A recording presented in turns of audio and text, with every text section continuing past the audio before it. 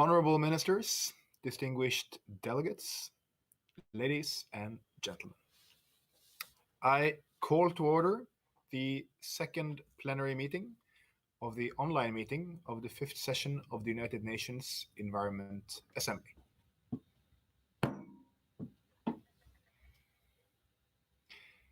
Before we proceed to hear the summary of our leadership dialogue, I would like to invite the Assembly to hear the special message from His Excellency Munir Akram, President of the Economic and Social Council.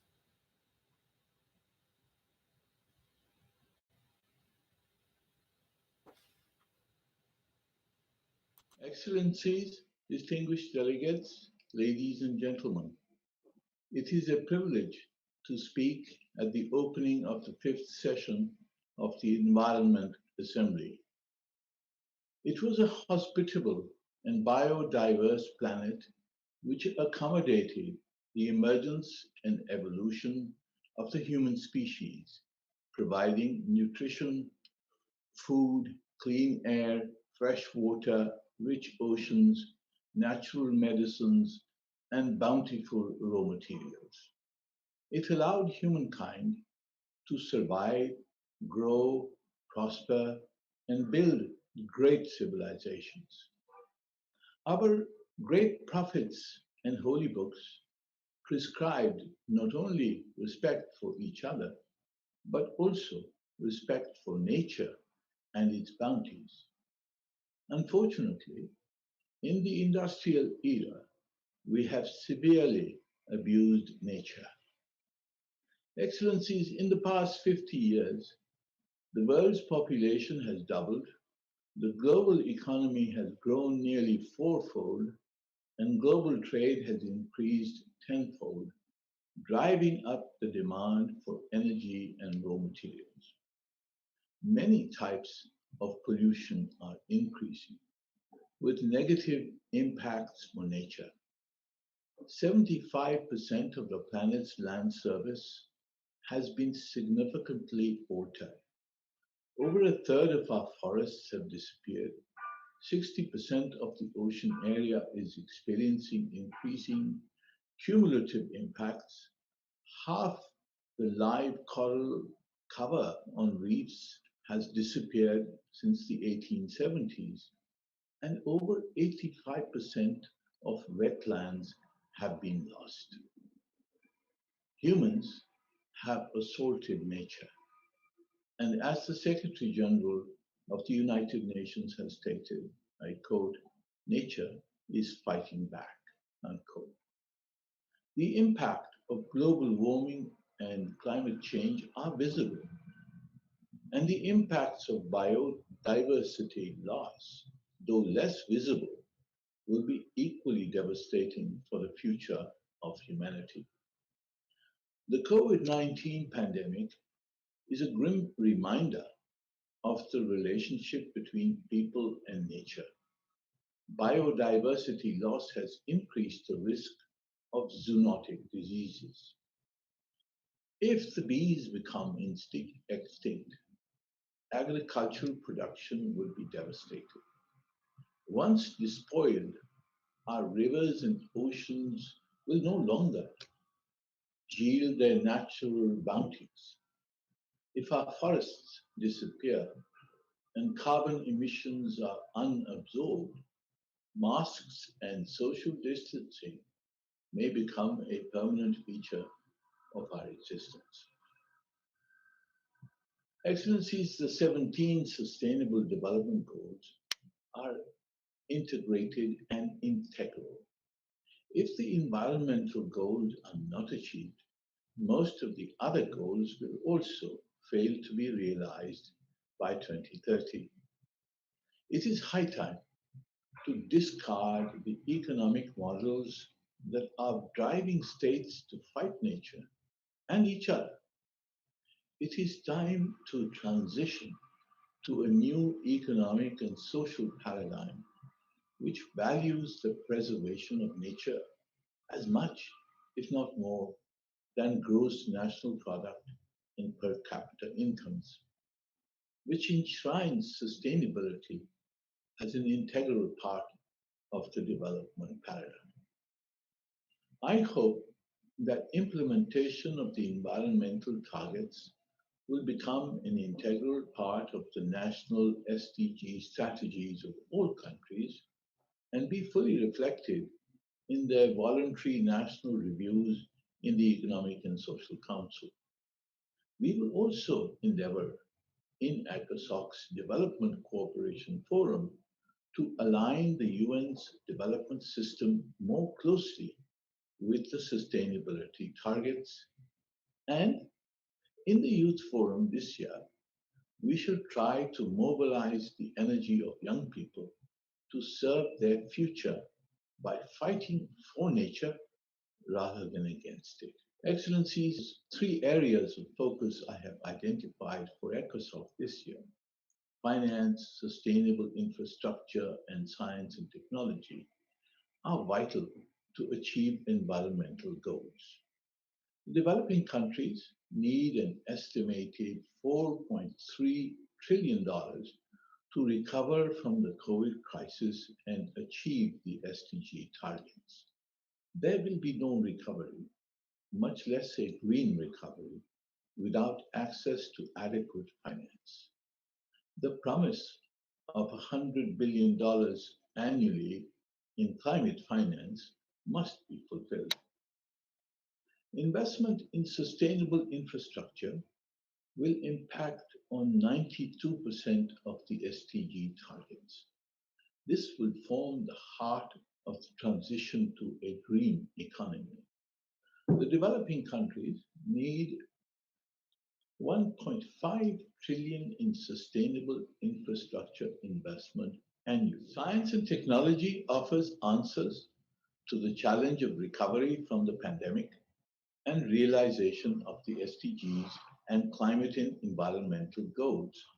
The rapid production of the vaccine has affirmed the ability of innovation where the requirement of science is clearly identified. We must clearly identify the scientific breakthroughs needed to achieve the SDGs and deploy the financial and human capital needed to make those breakthroughs. We must also marshal the power of digitalization to accelerate equitable and green growth. Excellencies, ladies and gentlemen, the world is at a critical inflection point. The choice is massive suffering and impending economic and environmental catastrophe, or sustainable and equitable global growth. We must mobilize the political will to take critical decisions, to end the rape of nature, to contain economic greed, to reverse policy negligence, and to prevent humanity from destroying the hospitality of our planet. I thank you.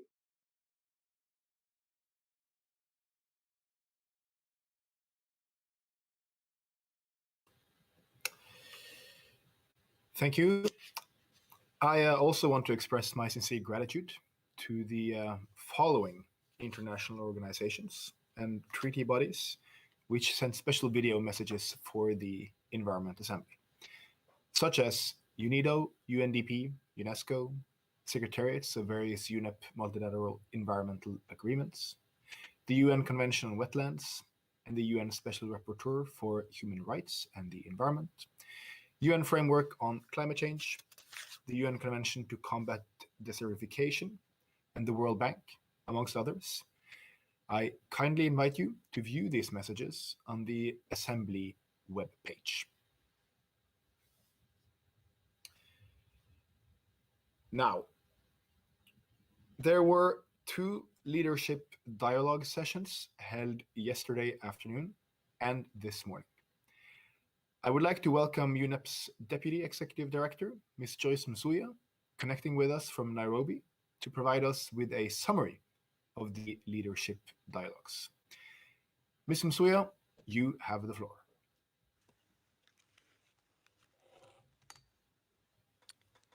Thank you, Mr. President, Excellencies, We enjoyed two inspiring sessions of dialogue focused on the centrality of the environmental dimension of sustainable development to the post-pandemic recovery. A total of 87 ministers and high-level representatives participated over 2 days of the leadership dialogue, including the engagement of UN regional coordinators. I would like to share briefly some of the key points emphasized. First, the health of nature and human health are inextricably linked. The COVID-19 pandemic is the reason why we are having to meet remotely. More importantly, the pandemic demonstrates the consequences of the harm we have done to nature.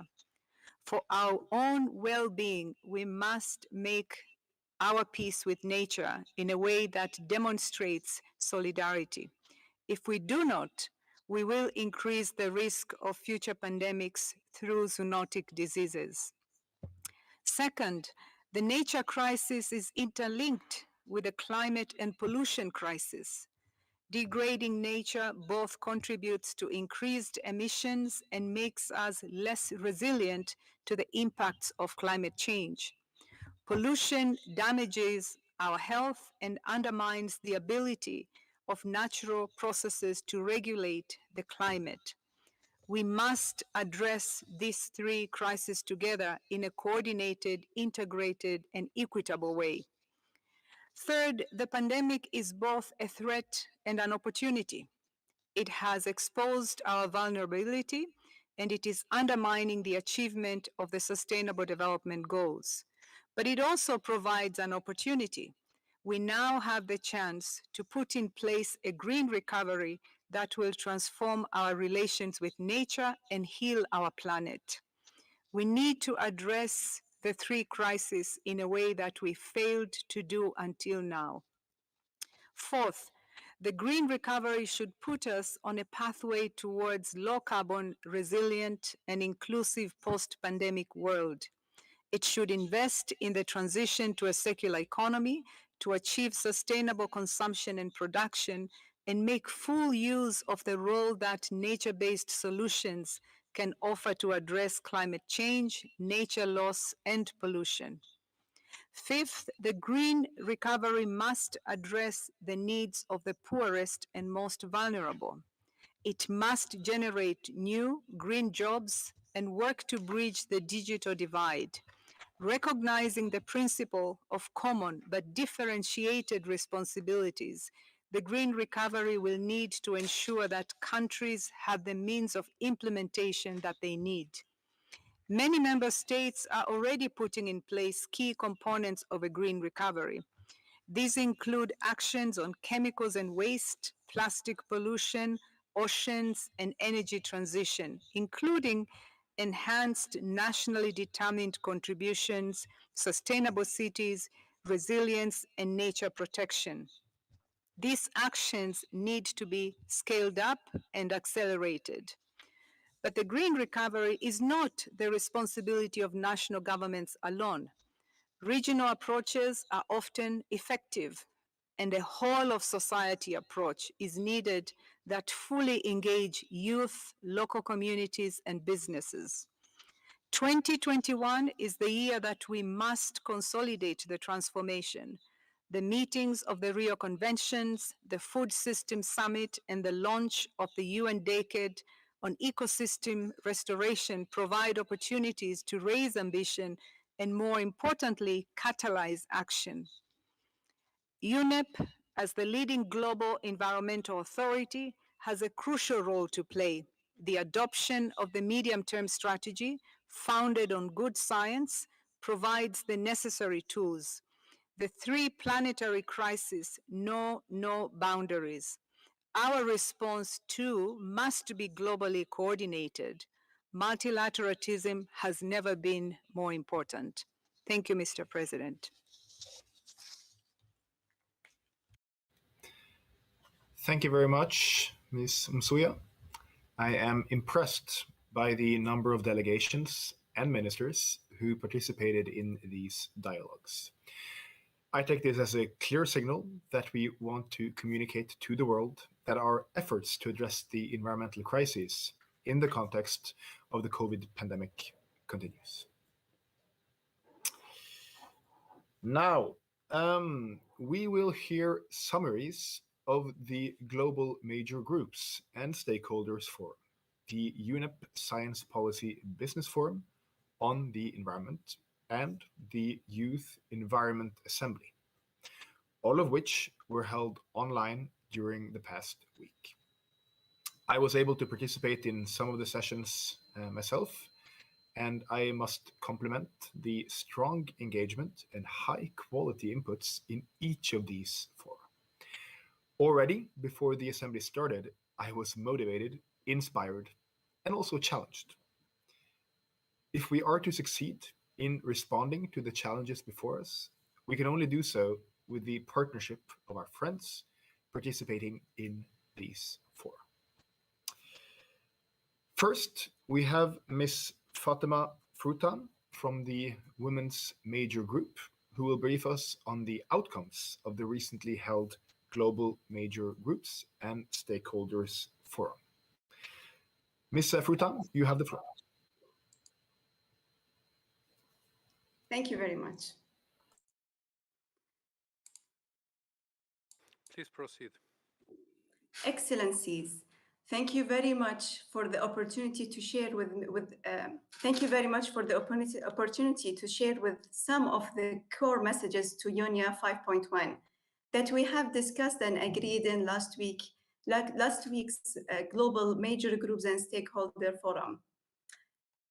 There is overwhelming scientific proof that the triple environmental crisis of climate change, biodiversity loss, and pollution are a very big threat to the nature, animal, and humankind.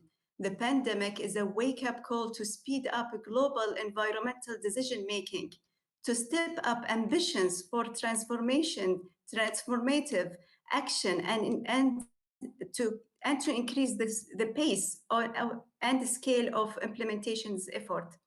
The current economic system is destructive for all people and the whole planet. We are calling for a just transition to climate neutral, pollution-free, and equitable societies, and economic that thrive within the planet's ecological boundaries.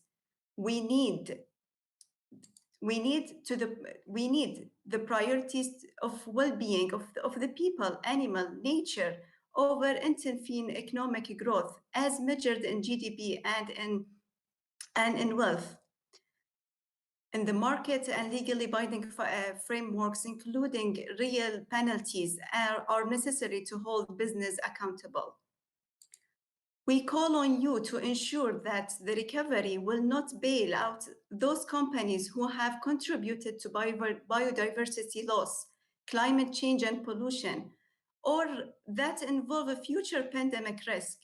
We call on you to apply strict conditions and remove any subsidies from stakeholders contributing to triple environmental crisis.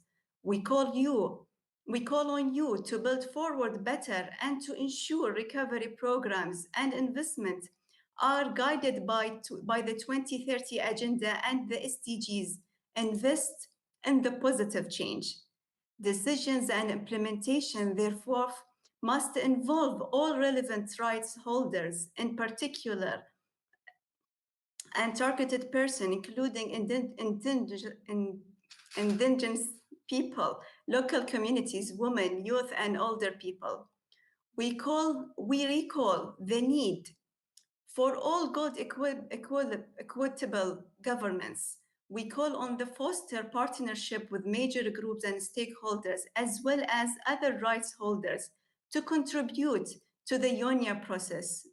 We need you to step up your support from words to deeds by also providing resources. We call on you to answer with actions and the concerns of young people and future generation. We are also asking for a new approach to decision-making, international level fit for purpose to respond to the current crisis. We need to cut red tape for endless protocol and formalities, reinforcing on the delivery of results, transparency, and accountability. The theme of UNEA 5 is the international community opportunity to recognize and cherish the function and services that ecosystem have, and the nature has the value and the right within.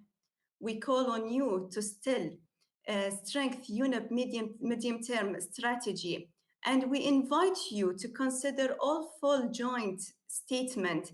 It includes, among others, from UNEP to recognize environmental racism, to mainstream the role of indigenous people as environment governance, to incorporate animal health and welfare in its policy making and programs, to reduce actions for environmental defenders in a time when defenders are more than ever threatened, attacked and killed, to provide leadership in addressing environmental dimensions of armed conflict and military activities, and the harm they cause to people, animal, and ecosystem.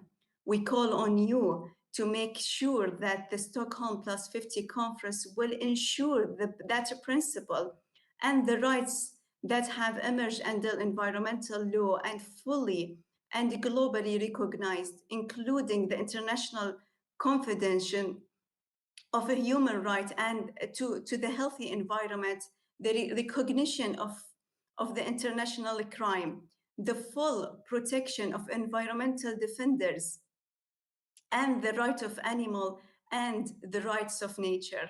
Stockholm Plus 50 is a unique opportunity to agree on a final action-oriented statement.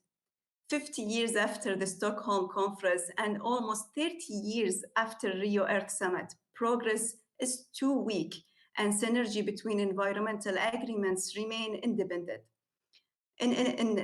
inadequate. We call on you to re-engine the urgent decision to close the gaps in the international environmental law. GA Resolution 7333 requires a political declaration for February 2021. We call for a political declaration that commits member states to work on a concrete action plan to be achieved by 2025, including objectives, targets, timeline, and indicators that are very important and means of implementation. We need a global action to curb the plastic pollution now. We call on you to maintain the momentum towards UNEA 5.2, adapt a mandate to start negotiation for a legally binding instrument to tackle plastic pollution. The negotiation needs to include those communities most impacted by plastic pollution among its life cycle.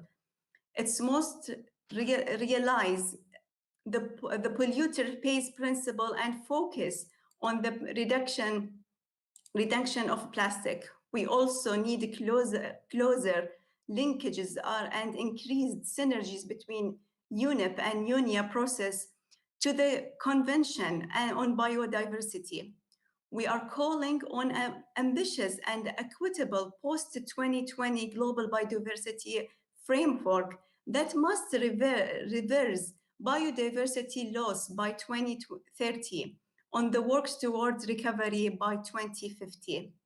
The most 2020 GFB must ensure good governance, be based on a strong right-based approach and equitable sharing on benefit and cost. It must avoid problematic terminologies such as nature-based solutions that are used by some businesses and stakeholders to advance the idea that nature can compensate for the continued burning of fossil fuel. The post-2020 GBF must fully recognize the right of indigenous people and local communities. The COVID-19 pandemic has delayed the adoption of of the strategic approach to the international chemical management, we request a clear signal from UNEA 5.1 to Berio to extend the current approach until a new instrument is adopted.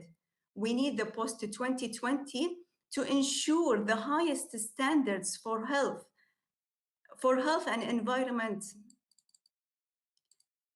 for the chemical concern that are yet covered. That are not yet covered by existing multi-linear agreement to phase out highly hazardous pesticide by 2030 and fully adapt globally harmonized system classifications, labeling, and safe handling of the chemicals. The 2021 UN Ocean Conference needs to lead a new ocean governance framework that recognizes power, imbalance, and respect human rights and effectively the wide range of threats posed to our oceans, the food system, and particularly industrial, animal agriculture, and monocultural farming are a major contributors to climate change, biodiversity loss, pollution, and overuse of water. A driver of zoonotic diseases have a drastic negative impact on smallholder farmers, communities, and food. We call on UNEP and member states to actively support the transformation to more resilience and sustainable food systems based on systematic change and addressing the underlying roots, causes, and drivers. This must include the support of ecological systems addressing food waste throughout supply chains, adapting animal welfare and one health, one fair, concentration on a healthy low level and animal sourced food, and a plant-based diet, understanding the risk of industrial fishers and agriculture, and recognize the value community-based initiatives and food production. The Food Summit must be a starting point for this transformation. Finally, as a major group and stakeholders, we offer our expertise and to be a link between the world's top body of environmental decision-making, UNEA, and local communities, initiatives, and people's real concern. And we will be here witnessing in UNEA 5.1 and UNEA 5.2 in the place where you show global leadership in addressing our joint challenges. Thank you very much. Thank you very much, Ms. Frutan. Next, we will listen to the UNEP Science Policy Business Forum digital spokesperson Sam Darden, who has been specially created to provide us with a summary of the outcomes of the UNEP Science Policy Business Forum. Sam, the floor is yours.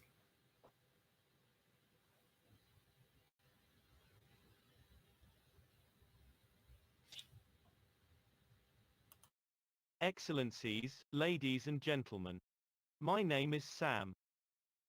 I am the digital spokesperson for the UN Environment Programme Science Policy Business Forum, the UN's fastest growing platform for innovation and integrated multi-sector solutions for the environment.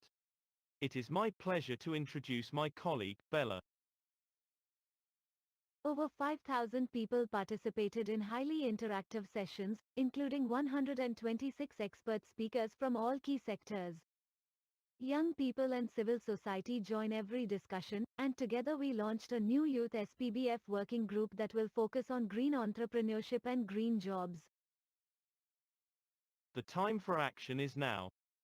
These words echo the sense of urgency for action that all speakers conveyed during the sessions. The forum underscored a need to develop policies that empower the deployment of new technologies for the environment in an equitable and fair manner, that leave no one behind. A prerequisite to implementing UN Environment Programme's new medium-term strategy. On big data and frontier technology, the forum recommended 1. The need to improve environmental big data management and analytics, noting that we have oceans of data but only drops of information. To produce knowledge out of big data that is open to all, we must link UN Environment Programme's big data work to digital transformation. 2. The forum recommends to use big data and exponential technologies to deliver societal solutions that help consumers adopt sustainable lifestyles, help producers measure and disclose environmental impacts, help investors assess environmental risk, help regulators monitor real-time progress. 3. AI and technology can transform industry to a more sustainable path. But policies and financial tools are required to power the transformation. 4. Citizen science, which can contribute to assessing 35% of the SDG environmental indicators, and to catalyze action towards the SDGs, need to be enabled. 5.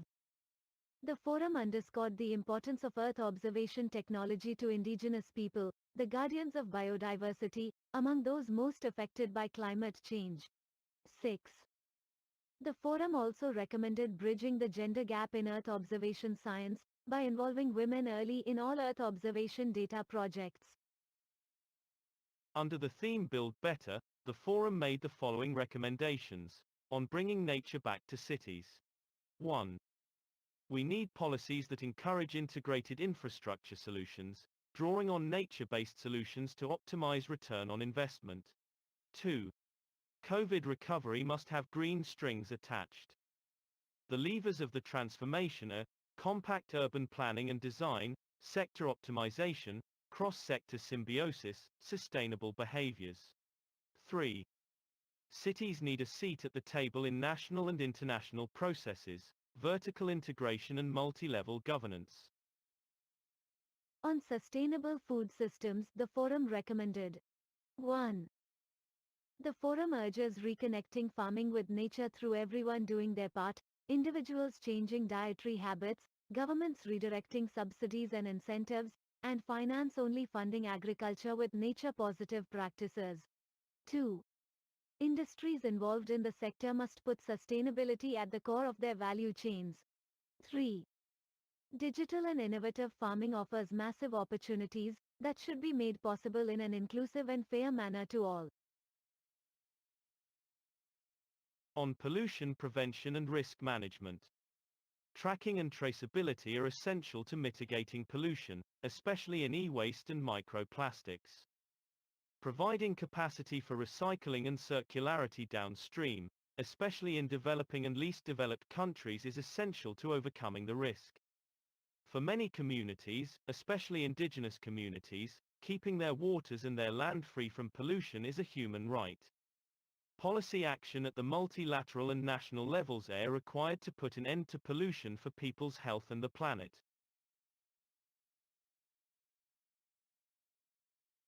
Finally, the closing session of the forum reaffirmed the need for united multi-sectoral, multilateral action supported by science.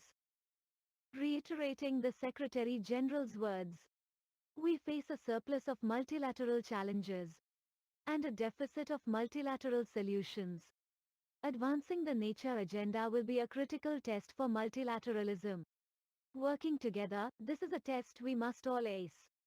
For the future of people and the planet. Thank you.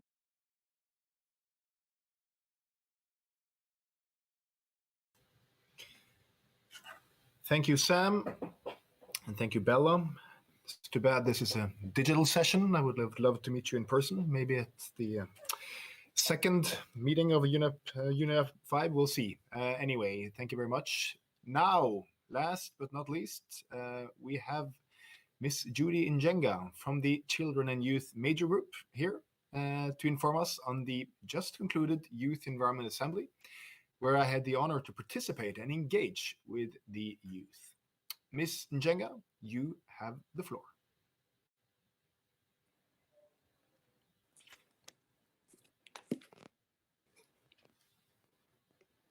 Thank you, Mr. President, for the floor. Distinguished delegates and excellencies, I'm Judy from Nairobi, Kenya, and I'm honored to speak on behalf of children and youth major group. In the course of 10 days, the youth constituency organized the planet's largest youth-led environmental event. That's the virtual youth environment assembly. Thousands of children and youth from more than 170 countries engaged in critical conversations and dialogues in different thematic and regional contexts, with participation of several member states, UN agencies, and institutions. The youth charted out plans for what a sustainable future means for them. To them, this event was organized with zero budgetary support, with dedicated youth volunteers from all across the world. As we move towards commemorating 50 years of UNEP, we bring new messages from the children youth of the world. A message of urgency. How much more will you negotiate? For how long and for whom? While wholly respecting the power of intergovernmental spaces, we call upon UNEP and UNEA to move forward as results and impact-oriented organizations rather than process-oriented ones.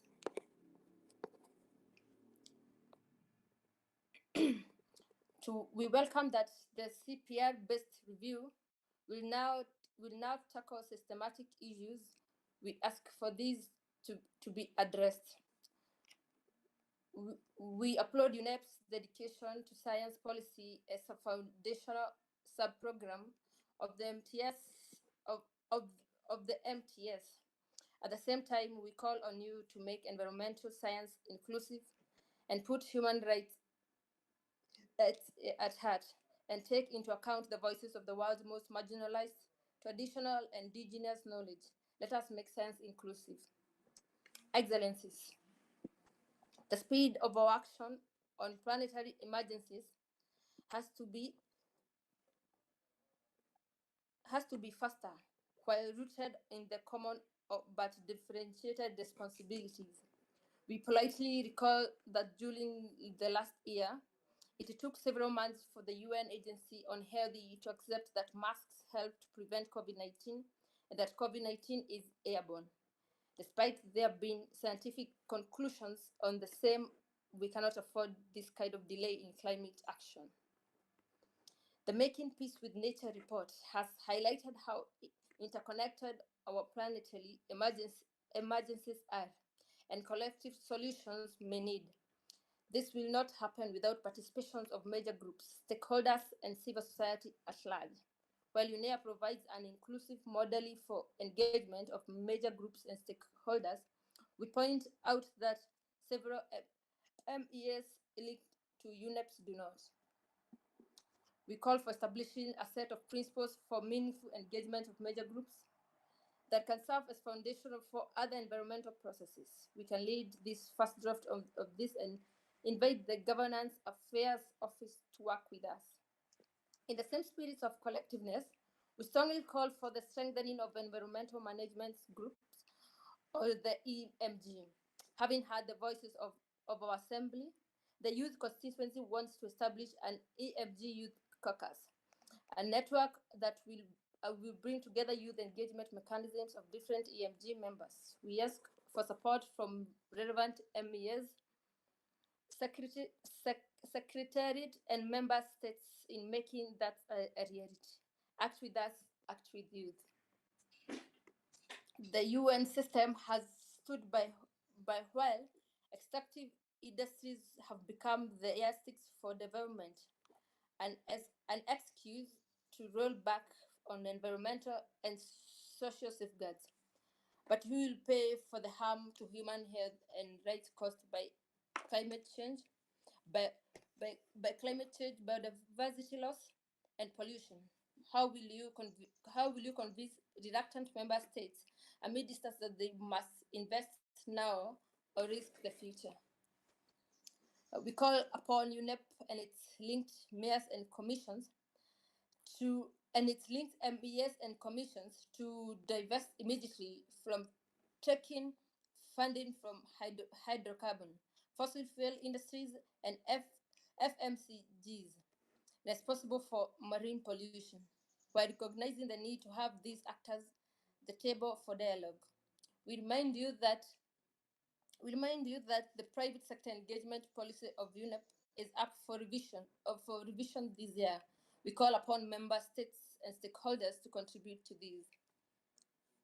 Excellencies, young people now are the most connected, most scientifically literate, and most environmental aware generation in human history. As inheritors, we are important stakeholders in the health of the environment, and we demand impactful decisions in a sustainable recovery, green transition, circular economy, and waste management. This will not happen through international process only. We request member states to listen to youth in their country, reach out to the youth groups, advocates, in which format they organize, and structurally include them in all stages of policy setting and implementation. We cannot say this enough, nothing but us without us. As I speak at the virtual session of the UNEA 5 today, there are young environmental activists and human rights defenders being threatened and persecuted for advocacy. We ask all member states with the utmost urgency to recognize the human right to a healthy environment, and UNEA to use clear, directed language in its text. As I speak, today, we speak for those voices that are not heard. We speak to indigenous people, rural communities, and all those in vulnerable situations who bear the burdens of our irresponsible actions. When peaceful climate advocates are silenced, our community, our causes, and our futures are silenced with them. Excellencies, let us celebrate the 50th anniversary of UNEP with all its successes. However, we want to point out something very important while we are celebrating and commemorating these 50 years of UNEP. Let us not be the delusion that we have in the 50 years to solve the existential crisis as we face today. We do not have time to spare. We have to act immediately in the next days and months. Not in text years. Let us be realistic. Together with the science and technology major group, we will be preparing the flagship report, the UNEP we want to be presented within this year, and we invite you to partner with us. Finally, Mr. President, the road to UNEA 5 has to be an inclusive one. We have a series of key moments to go. The BRS COPs, ICCM's 5 Food System Summits, the COPs of the Rio Conventions, and much more. As youth, we want to invite member states to work with collaboration with youth. We have called upon interested member states to table a solution, to table a resolution on youth engagement in UNEA 5 and the upcoming subcommittees. We will be sharing with you the roadmap to the youth engagement in lead up of UNEA 5, and we call upon member states support and partner with us. We promised Madam Director and the President last week that we will hold the multilateral system accountable for our future. We will do just that. Act now for nature and with youth. Thank you.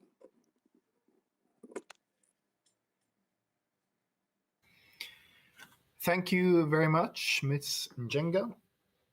These presentations only give a small taste of the richness of the discussions in those fora.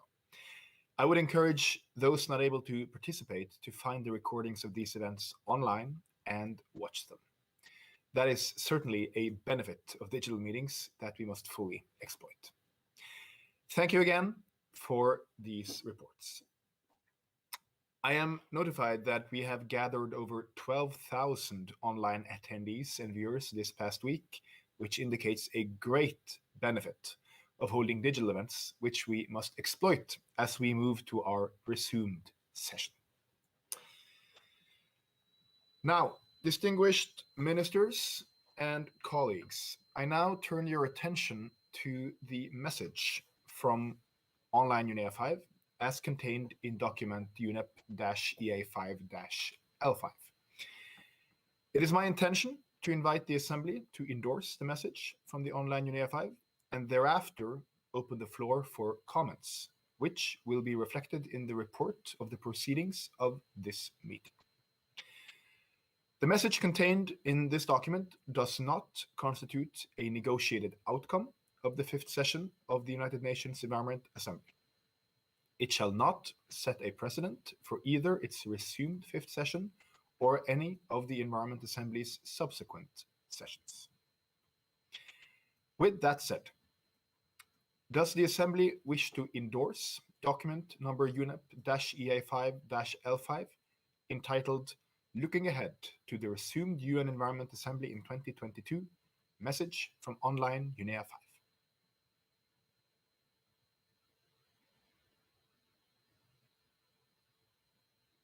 No request for the floor, Mr. President. You can proceed. No objections then, and seeing no delegations asking for the floor, it is so decided.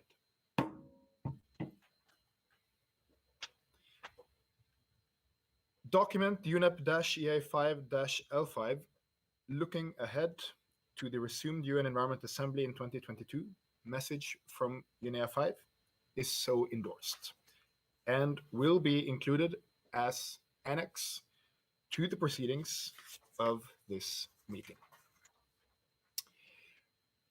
With your endorsement just now of our joint message, I thank you all.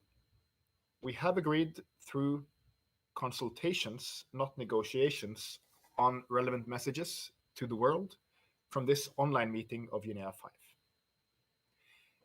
We have sought common ground between us, and we have found it. We have contemplated how we, as UNEA, can help countries recover from COVID-19. Our primary contribution is to keep our full attention on our mandate to protect the planet. When integrated with the economic and social dimensions, it will ensure a sustainable future for all. With this, we have demonstrated our commitment to multilateralism and willingness to innovate, to maintain it when we must. This is a result we can be very content with. This message offers entry points for all of us to work with going forward. And that is its dynamic character. Use it and share it, and we shall gather strength on this common basis, working together towards the resumed UNEA in a year from now. That is when the real ambition will come to the fore. I thank you again for your support and endorsement, and I now open the floor for your comments. I invite you to raise your hand on the Interprefy meeting platform should you wish to make a comment in your national capacity. I reassure you that all comments will be reflected in the proceedings of this meeting. I would request you to keep your interventions to 2 minutes in accordance with the rules 38 and 39 of the rules of procedure. In case you're not able to deliver your statement, you are welcome to provide your statement in writing to the Secretariat. And I invite all remaining delegations to submit their statements in writing to the Secretariat for them to make available on the UNEA website, in addition to making sure that the final report reflects your statements. I note that we have 2 hands raised, and I invite the Africa group and His Excellency Beyene Russom to take the floor. Please, you have the floor. They will give me now.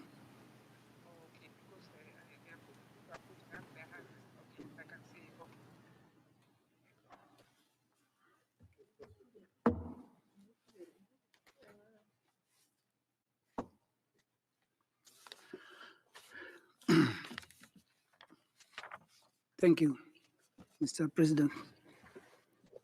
Dear President of the 5th United Nations Environment Assembly, Mr. Sveinung Rotevatn, Your Excellencies, dear Ministers, dear Executive Director of UNEP, Madam Inger Anderson, dear Deputy Executive Director of UNEP, Madam Joyce Msuya,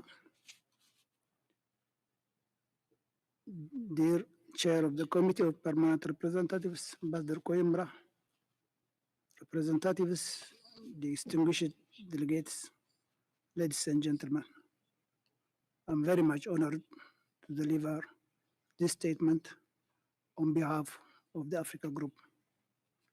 At the outset, let me take this opportunity to thank Your Excellency, Mr. Sveinung Rotevatn, Minister for Climate and the Environment of Norway, and President of the 5th session of the United Nations Environment Assembly, for the way you have steered our discussions during this virtual session. It certainly was not an easy task. Allow me to also thank all the member states and delegations for the commitment and understanding exhibited during the discussions on the 3 decisions, despite the limitations and technical challenges. This has indeed shown us that while we can continue having discussions for purposes of information exchange and understanding each other's positions, the situation is not ideal for the realization of an inclusive, transparent, and effective process with equal participation from all member states. Mr. President, despite the lengthy and difficult discussions that took place, this virtual session of UNEA has been able to adopt 3 key administrative, budgetary, and procedural decisions, which we believe will ensure UNEP to ably fulfill its mandate without interruption. As we look ahead to the resumed UNEA 5 in 2022, the African Group would like to reiterate its readiness and commitment to work with all member states, regional groups, your Bureau, and Secretariat towards the preparations for the resumed in-person session in 2022. We look forward to substantive deliberations during the intersessional period with the understanding that action can only be taken as the session in 2022. Mr. President, the African Group would like to sincerely thank the President of Kenya, His Excellency Uhuru Kenyatta, for launching the celebrations of UNEP at 50. His presence is a clear indication of the importance of this commemoration for UNEP and the United Nations office in Nairobi, the only UN headquarters in the Global South and indeed in Africa. We look forward to further engagements on the outreach activities following the launch. The African Group sees the importance of ensuring that such activities, especially those happening alongside other meetings, are visible and impactful. The African Group would like to emphasize on the need to not only focus on the format, but also on substantive issues around UNEP at 50. The commemoration should be approached with an overall view to strengthening international environmental governance, and actions on that will impact the lives of our people in line with paragraph 88 of the outcome document of the Rio Plus 20 outcome document entitled The Future We Want. The African region remains committed to discussions on the preparations of UNEP at 50, taking into consideration its key role as the incoming president of UNEA 6. Finally, Mr. President, I wish to thank UNEP Executive Director and her team for the good work done in ensuing a successful OECPR 5.1 and UNEA 5.1, despite the challenges encountered in the process. I thank you. Thank you. I now invite the delegation of the European Union, which has requested the floor. Kind reminder to please keep your statements under 2 minutes. Now, the European Union, you have the floor. Yes, thank you. Thank you, Mr. President. President Rotevatn, Madam Executive Director, ladies and gentlemen. It is my privilege to speak on behalf of the European Union and its 27 member states. Montenegro, Serbia, Bosnia and Herzegovina, and Ukraine align themselves with this statement. The EU and its member states would like to express once again their deepest appreciation to you, Presidency, and to you personally for your tireless efforts to mobilize the full membership to adopt this message. Your search for consensus around an ambitious message from this online session of the UN Environment Assembly must be praised. The circumstances were not easy indeed, and this amplifies the merits of your efforts. We also thank the Committee of Permanent Representatives and its chair, who prepared this session of UNEA, and especially the important and novel medium-term strategy that will guide the work of UNEP for the next 4 years in a way that takes into account the global environmental crisis and with a focus on the importance of the driving forces behind it, and therefore the need to implement sustainable consumption and production practices. We cannot be complacent, however. Climate change is relentless. Biodiversity is being lost as we speak, maybe forever. Our rivers and air are polluted, our soil degraded.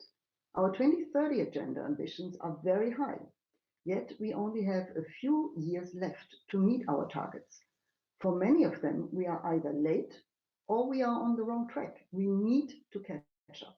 We have no time to waste, no time to be timid. Now it is the time to be audacious and ambitious. As the Secretary General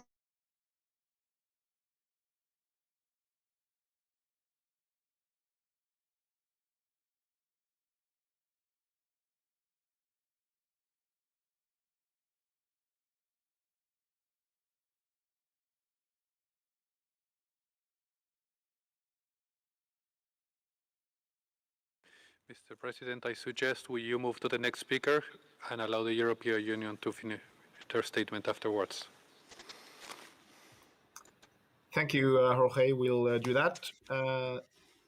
I will now invite the delegation of Zimbabwe to take the floor. Please, you have the floor, Zimbabwe.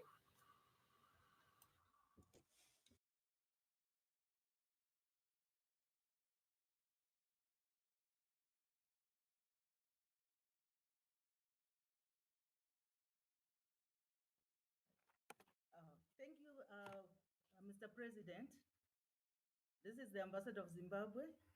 I'm going to deliver the speech which was going to be delivered by my minister during the leadership dialogue, but he failed to because of the connectivity challenges, and he has asked me to just read his statement, if that is okay with you, President.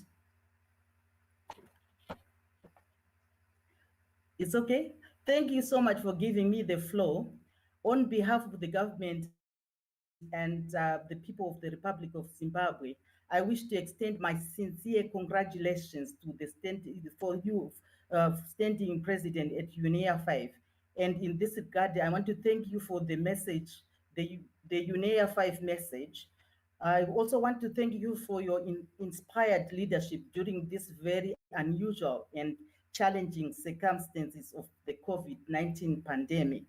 We also want to thank the ED and the Secretariat for providing the requisite documentation for this session. Mr. President, the Zimbabwe delegation wishes to align itself with the address by Mr. Barbara Creasy of South Africa during the opening session. We echo the same sentiments as that of the African group and do highlight that anything other than administrative issues during this virtual session would have been extremely challenging due to the technological related problems. And I'm sure the majority of us experienced that. For this online UNEA session, we are in support of the three major agenda items. We support the unanimous agreement to defer all substantive issues to the resumed session of UNEA 5.2 in February 2022. In the meantime, we assure you of our readiness to collaborate with other member states in the intersessional period in order to realize a successful UNEA 5.2.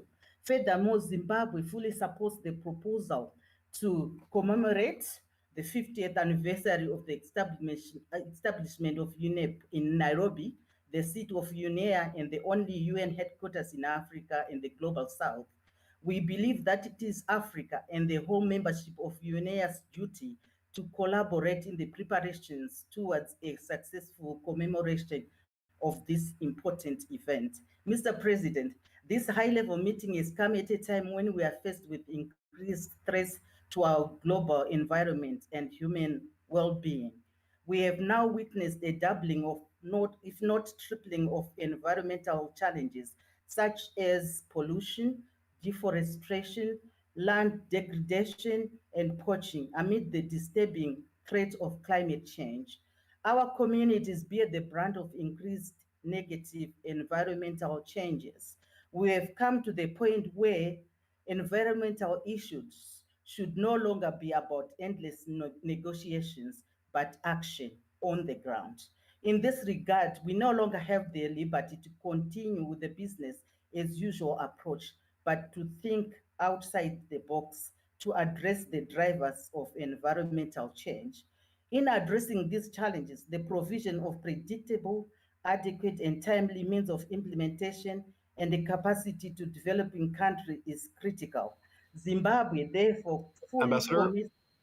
I remind you that there's a 2-minute timeline for statements, so I hope you can finish your statement. So let me go first then.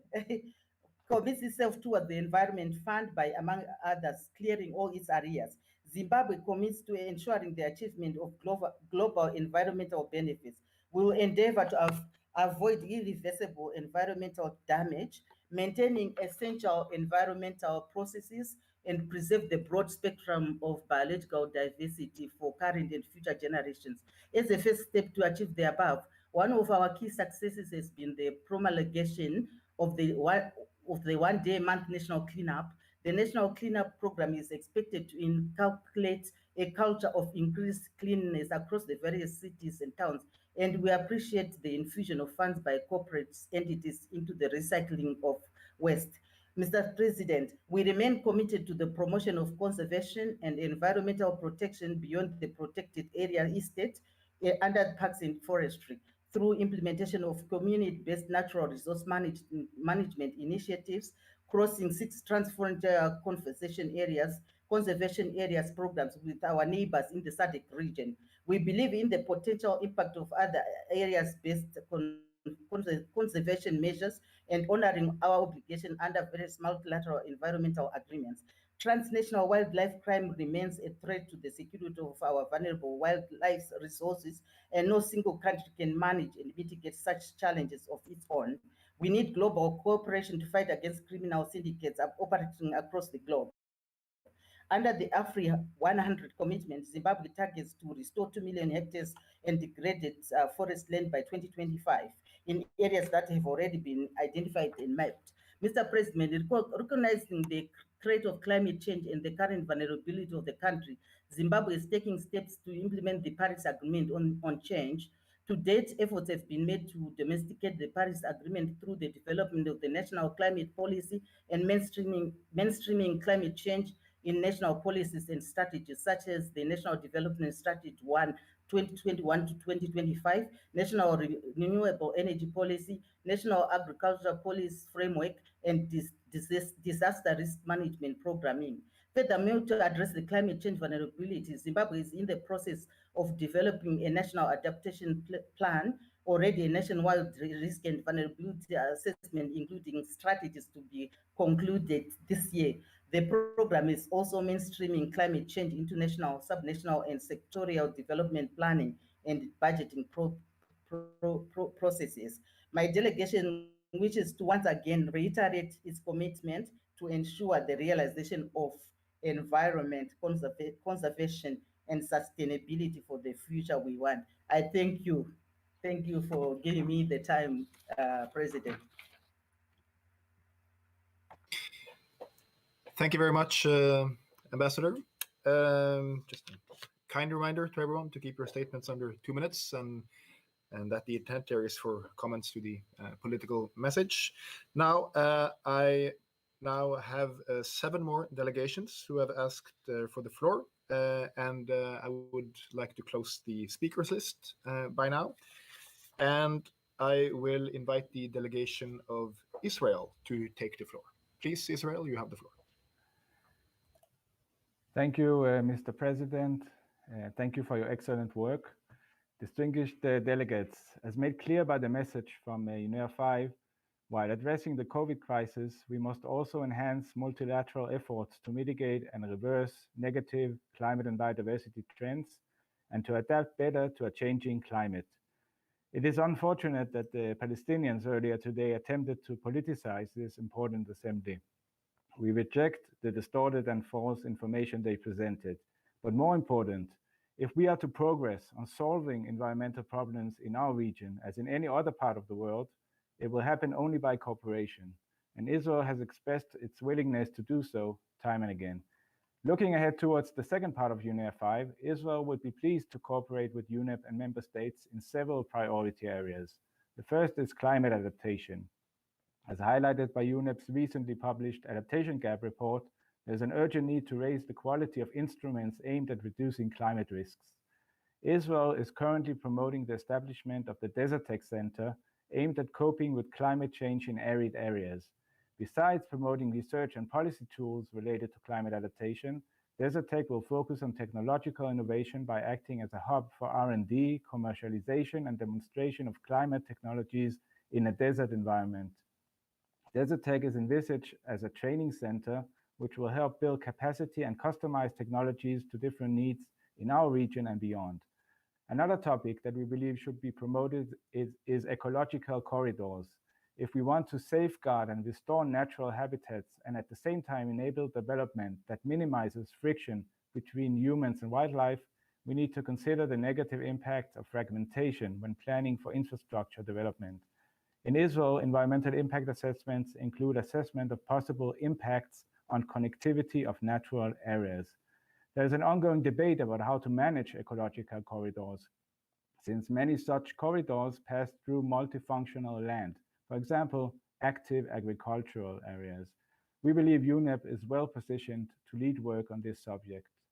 Finally, circular economy in the building sector, in particular, can reduce the use of virgin construction materials and help safeguard nature from exploitation. It can also prevent serious damage to nature and biodiversity from hazardous waste. As governments plan to invest in infrastructure and construction as part of COVID recovery efforts, we believe increased attention should be given to this topic as well. Thank you for your attention and see you next year in Nairobi. Thank you. I now invite the delegation of Argentina to make a comment on the message. Please, you have the floor, Argentina.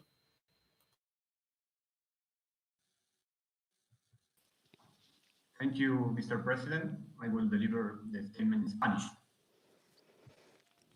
Señor Presidente, President, the Argentinian delegation would like to take this opportunity to confirm its pledge to further the environmental dimension of the Sustainable Development Agenda, encompassing the social economic dimension with a view to achieve inclusive and sustainable development.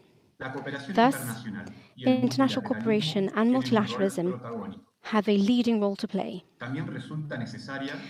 Adequate provision of means of implementation and a fair transition to assist developing countries, whilst being mindful of the principle of common but differentiated responsibilities. President, you would hope that the second session of this Assembly, face-to-face meeting, will allow for an inclusive and transparent participation in which all state parties can share their opinions and participate in the decision-making process in a meaningful manner with a view to obtaining robust outcomes. Thank you very much for your time, President. Thank you very much. I now invite the delegation of Saudi Arabia to take the floor. You have the floor, Saudi Arabia.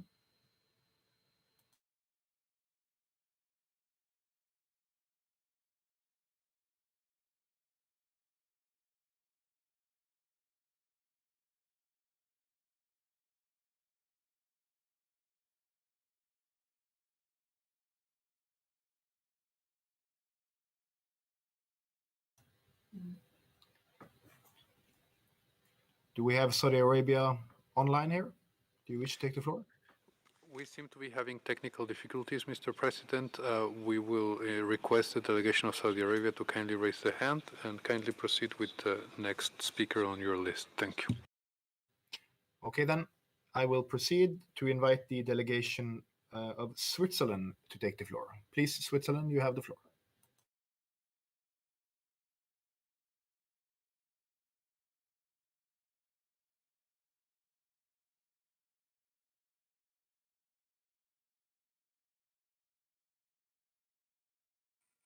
Oh, now it should work. Thanks a lot. Your Excellencies, let me very briefly add Switzerland's appreciation and thanks to you, Mr. President, the UNEP Secretariat, and most importantly, to all of our partners who for this successful first virtual UNEA. Last and this week have shown at least three things. First, despite the current difficult situation, we remain committed to the environment.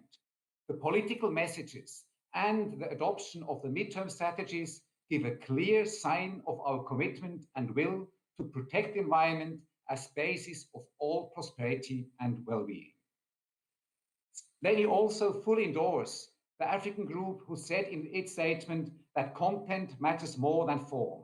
Thus, the content of the decision adopted here in Nairobi are more important than the suboptimal virtual form of the negotiations.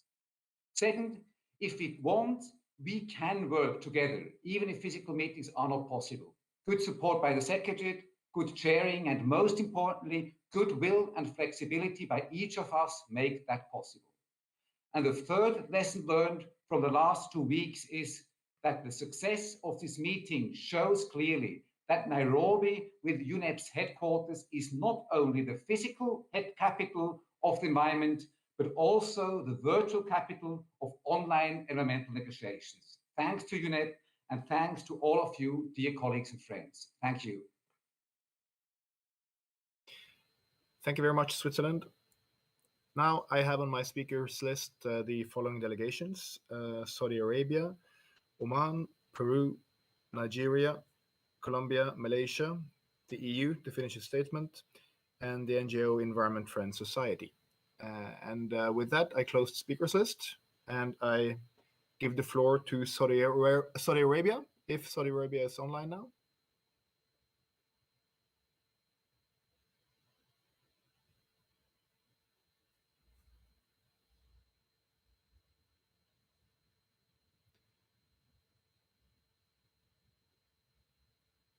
No, it doesn't seem like it. Mr. President, perhaps we recommend the delegation of Saudi Arabia to, in raising the hand again, to only use audio function and not video. There must be a problem. There's a little bit of rain here in Nairobi, so we recommend that. But I recommend you go to your next speaker, and we will continue trying Saudi Arabia. Over to you. Okay, thank you.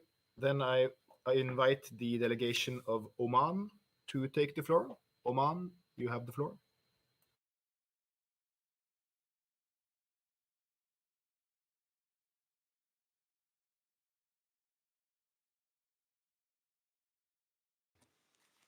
Ambassador Saleh from Oman, kindly raise your hand.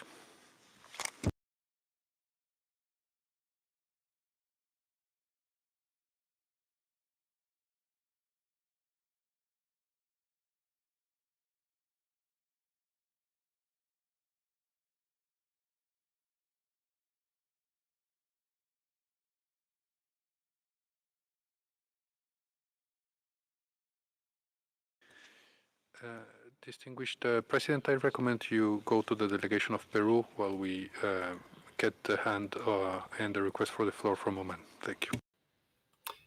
Thank you. We'll do that. And I invite the delegation of Peru to take the floor. Minister Quijandria, you have the floor. Excellent conduction. Now, if you allow me, I will switch to Spanish. Señor Presidente, distinguidas autoridades, en países como el Perú, altamente vulnerables al cambio climático y poseedores de una gran biodiversidad, la protección del ambiente y la aplicación de soluciones basadas en la naturaleza, que nos conduzcan a un desarrollo bajo en carbono y resiliente constituye una responsabilidad insoslayable con nuestros ciudadanos y con las futuras generaciones.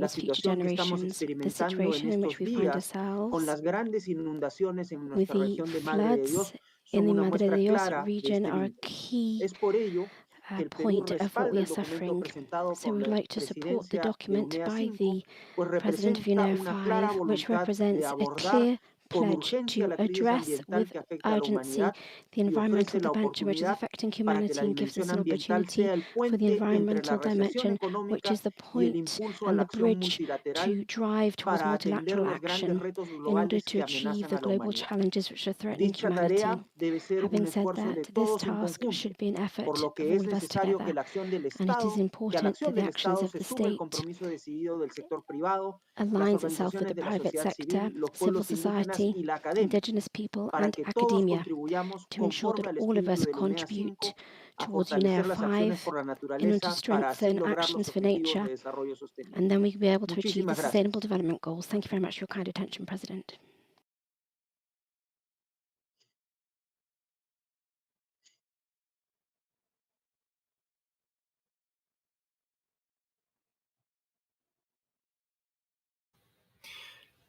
Thank you, Minister. I now invite the delegation of Nigeria to take the floor. Please, Nigeria, you have the floor.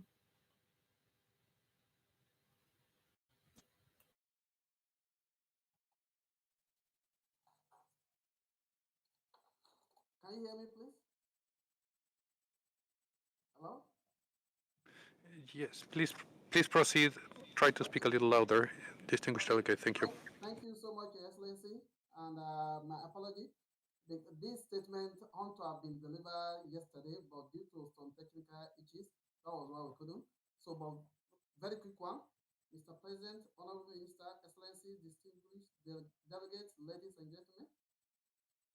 Mr. President, permit me to seize this opportunity to commend you and your team for the tremendous effort and initiative for holding this fifth session of United Nations Environment Assembly in an unusual manner due to global COVID-19 pandemic crisis, which has caused environment and economic challenges to the whole world. This no doubt necessitated the call for this important meeting being held virtually. While we agree, as I told you earlier, that this statement ought to have been delivered yesterday, so while we agree that the resumed session of UNEA 5 will be held in person in 2022, which will allow face-to-face negotiation, I wish to state that my delegation aligns itself with the position of the African group and that of G77 plus China on the issues of budgetary, administrative, and procedural, as well as UNEP midterm strategy for the period of 2022 to 2025 and program work and projects for the period of 2022 to 2023, as my delegation also believes it will contribute to the attainment of environmental dimension of Agenda 2030 and achievement of sustainable development goals. On the very opposite term of this section, I wish to note that Nigeria will continue to develop and implement robust policies and programs that target biodiversity, conservation, ecological restoration, and combating desertification, pollution control, among others. It is also imperative to underscore the importance of wider geographical spread in the recruitment of UNEP staff and ensuring gender balance, as it will enhance regional coordination and coherence.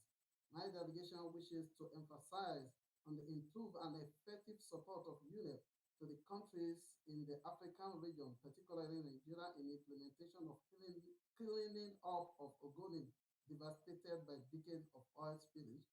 In conclusion, Mr. President, Nigeria remains ready to spiritedly work with all member states for a successful unified session. Thank you very much, and thank you all. Thank you very much. I now invite the delegation of Colombia to take the floor. Please, Colombia.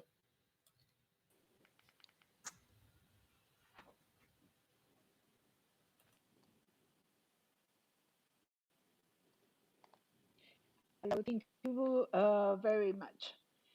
Colombia welcomes with appreciation the proposal of the President of the Fifth Assembly and recognizes his leadership for taking the initiative to deliver this political message. Colombia also recognizes the urgency of addressing the various environmental issues and joins the call to accelerate the work towards 2022 based on the goals and targets we have agreed upon.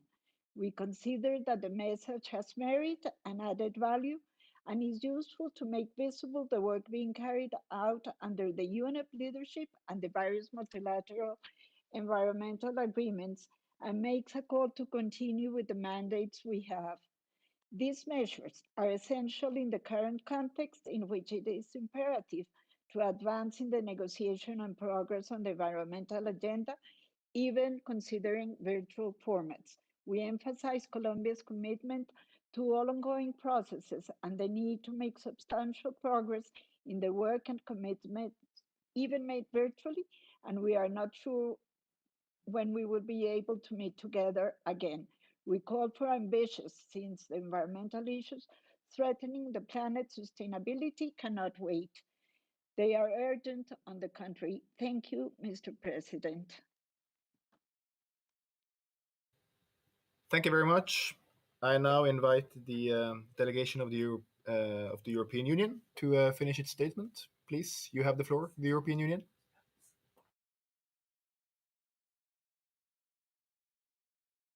Thank you very much, Mr. President, for giving me that possibility to finish my statement. Thank you very much appreciated.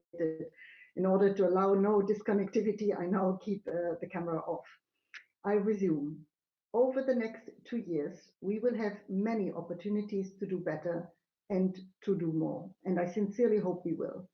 On all the pressing challenges, from climate to biodiversity, from land to food systems, from chemicals and waste to plastic pollution, to the solutions in shifts in our productions and consumption patterns, including through resource efficiency and the promotion of the circular economy.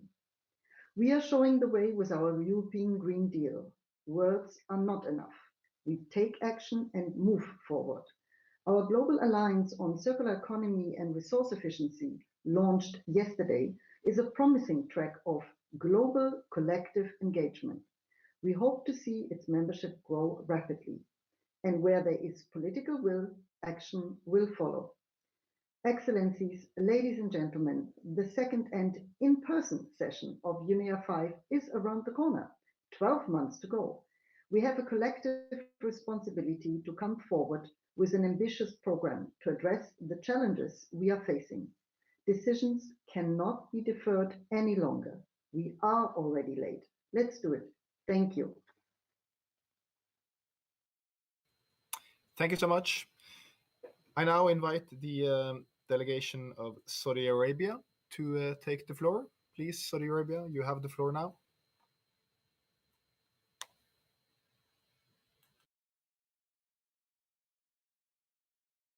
Mr. President, we're trying to help and assist the delegation of Saudi Arabia to be able to make their statement. I recommend that you continue with the list as set out in the screen by inviting Malaysia. Thank you very much. All right. I will then invite the delegation of Malaysia to please take the floor.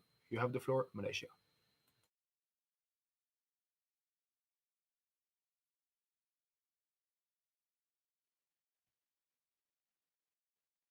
Thank you, Mr. President and distinguished Chair, for giving the floor to Malaysia. And we would like to start by congratulating UNEP for the successful organization of UNEA 5.1, despite the challenges we face due to COVID-19 pandemic. Excellencies and distinguished delegates, the COVID-19 had put a challenge for us to build resilience as we wait through the pandemic, and the road ahead has to be on a green recovery pathway. We need to keep the balance and embrace the planetary health approach to understand that going green is also development. Sustainable development and green technology need to play a vital role in driving the economy. A green recovery approach will not only spur the economy and social well-being, it will also drive the nation's development trajectory on a low carbon and climate resilient pathway. And in moving forward, we strongly believe for this assembly to chart a concrete pathway for member countries to mainstreaming environmental appreciation, especially at national and subnational level.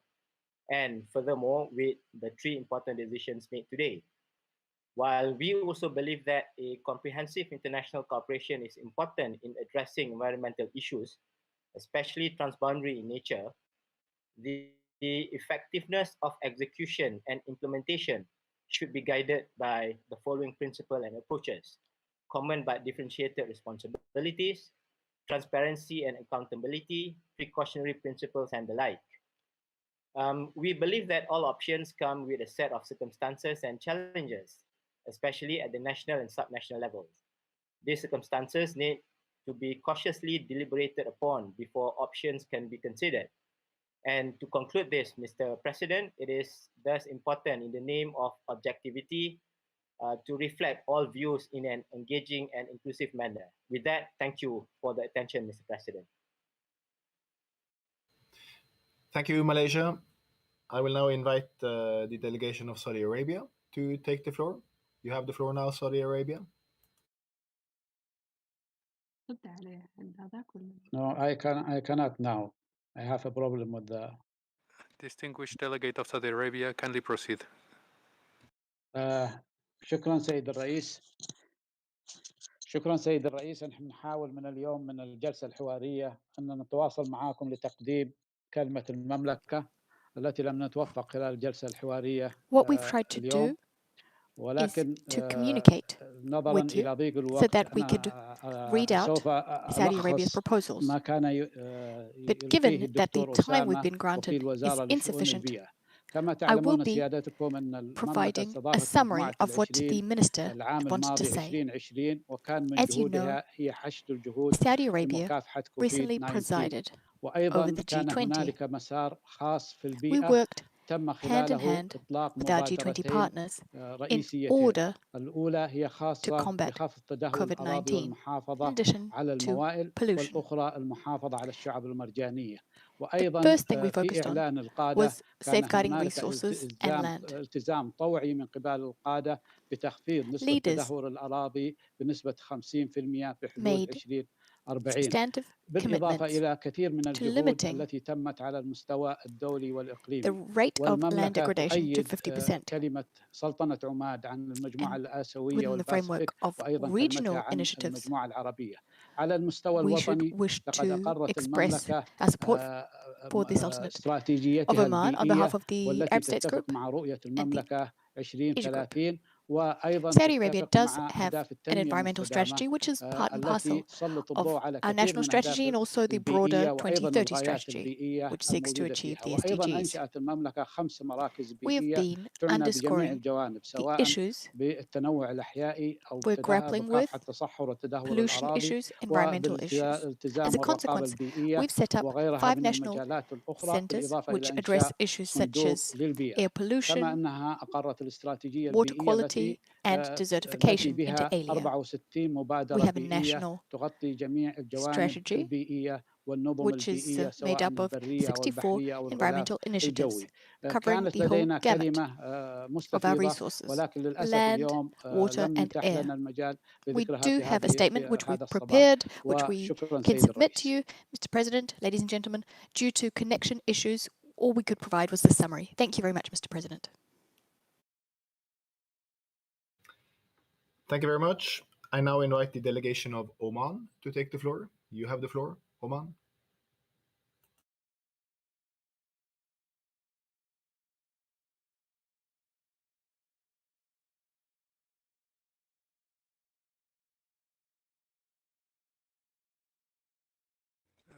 Distinguished Chair, we seem to have a glitch with the distinguished permanent representative of Oman.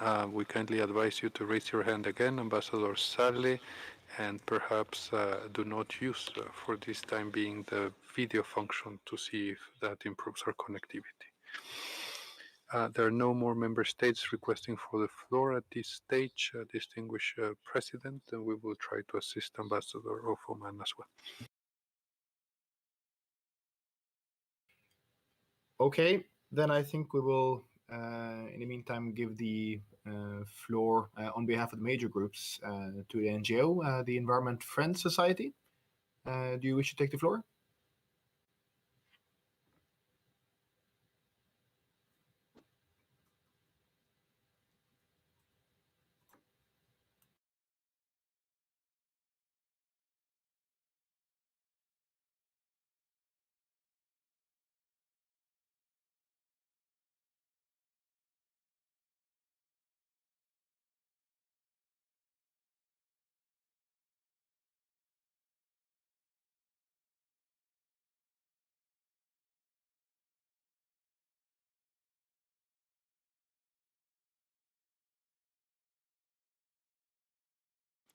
Distinguished President, the connection was not possible. I hand the floor back to you. I recognize one major group representative, and we are helping the distinguished delegation of Oman as well. Okay, so then I will give the floor to the NGO major group, the Institute for Planetary Synthesis. Please, you have the floor. Thank you, Mr. President. I have turned on my video, but I don't think I got through, but that's okay. First of all, thank you very, very much, and everyone involved in organizing this UNEA 151. It has been an incredibly important event to show us each, not only that we all individually believe that moving ahead on ending the war with the environment is absolutely critical, but that we realize how many of us really believe this. We can't wait another year to start work on 73333 because it takes major preparations within governments before a government can actually make a decision. It's therefore important that we all think in terms of how can we implement 7333, and there are ways forwards of doing this.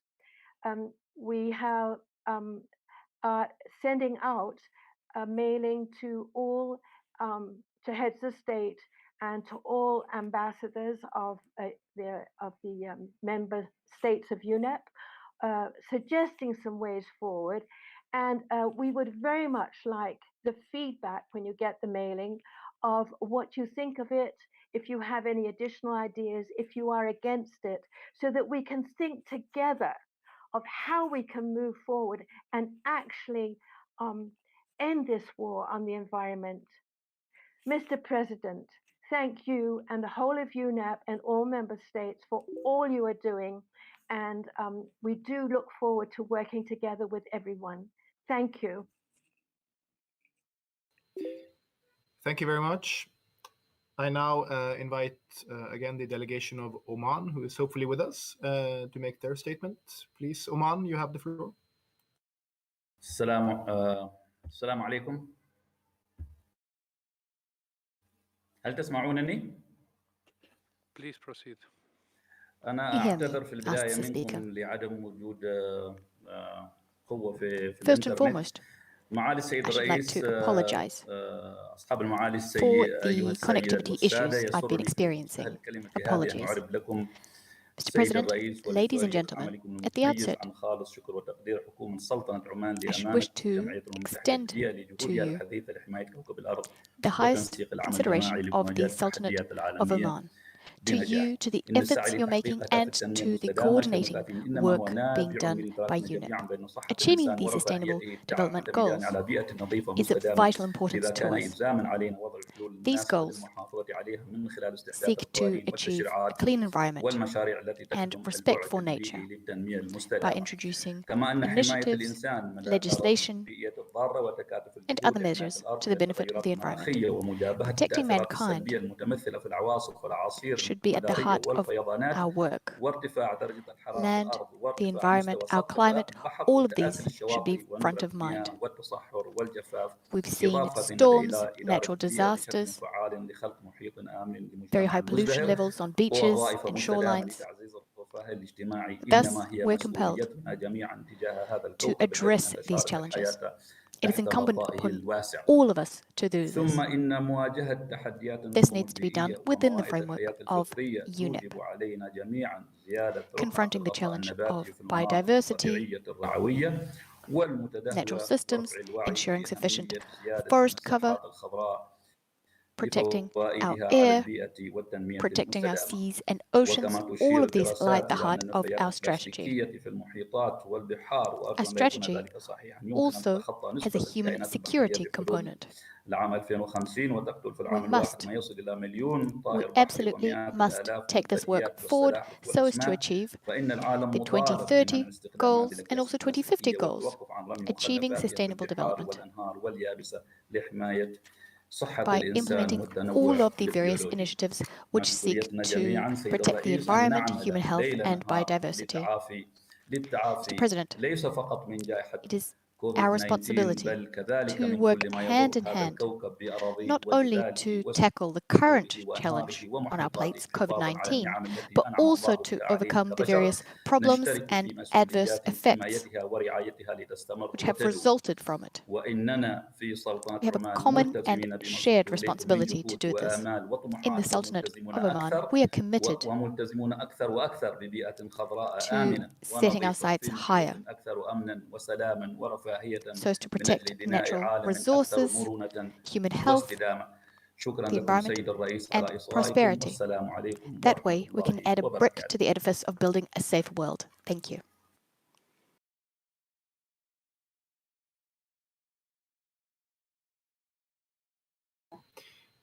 Thank you very much. And I will now again invite the NGO Environment Friends Society to take the floor. If you're with us, please, you have the floor, Environment Friends Society.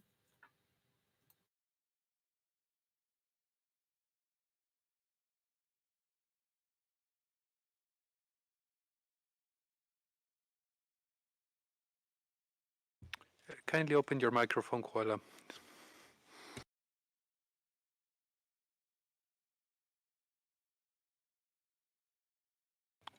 You should be able to speak now.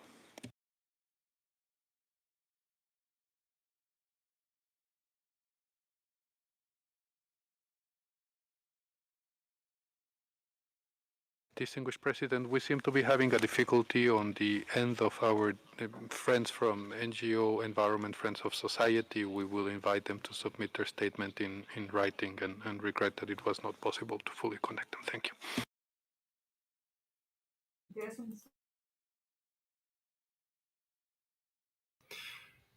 All right. Thank you, everyone, for your remarks and your support. And thank you for all your statements. That was the last speaker on the list. And I now invite you to turn your attention to the next segment of the plenary session, the launch of the commemoration of the 50th anniversary of the creation of UNEP. And I believe that we will be starting this segment with a short video.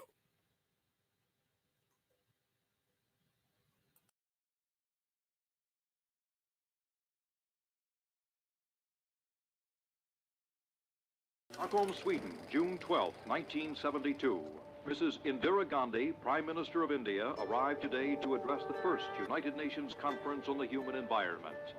It is clear that the environmental crisis which is confronting the world will profoundly alter the future destiny of our planet. No one amongst us, whatever our status, strength or circumstance, can remain unaffected. We are facing a planetary emergency that has been generations in the making. One that threatens the future of life as we know it. The climate crisis, the biodiversity and nature crisis, the pollution and waste crisis. We must act together before we reach the point of no return. But we know what needs to be done. For 50 years, UNEP has been working with the global community to safeguard the environment. Experience shows us that inclusive multilateralism is more effective than going it alone. We came together to protect the ozone layer with the Montreal Protocol, which was in danger of collapsing by the mid-21st century, but is now on track to return to pre-1980s levels by the 2060s. With the Minamata Convention, the international community agreed to phase out mercury, and in 2020, a global ban on the trade of most mercury-added products came into force. In the 1990s, UNEP realized the importance of integrating sustainability into the global finance sector. Now, UNEP Finance Initiative's members include over 365 banks, insurers, and investors, working with governments to invest in a sustainable future. Countries are cooperating like never before to stop the trade in endangered species. And since its inception, no CITES-listed species has ever become extinct as a result of trade. As we look towards a post-pandemic future, emissions and temperatures continue to rise, and we must rise to the challenge to protect people and planet. 50 years of experience has shown us that when we work together, we can make change. It is possible.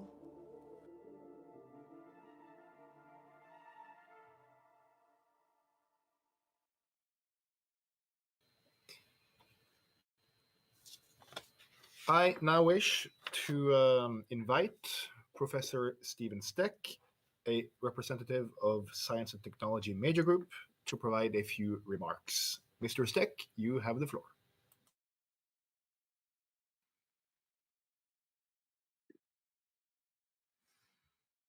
Thank you, Mr. President.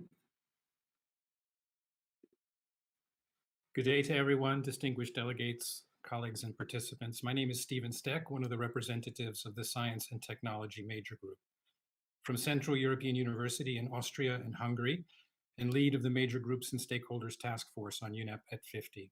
The 50th anniversary of the establishment of UNEP is an occasion for celebration as well as reflection on UNEP's key accomplishments over the last half-century, and an opportunity to look forward to UNEP's future. The work of UNEP would have been impossible without the deep and constant engagement of major groups and stakeholders in agenda setting, policy development, and implementation. This has been understood since UNEP's very beginning. The UN Conference on the Human Environment at Stockholm was the first UN meeting at which civil society organizations had the right to address the member states directly. The Brundtland Report, Our Common Future, which in 1987 presented to the world the concept of sustainable development, said, scientific groups and NGOs have played, with the help of young people, a major part in the environmental movement from its earliest beginnings.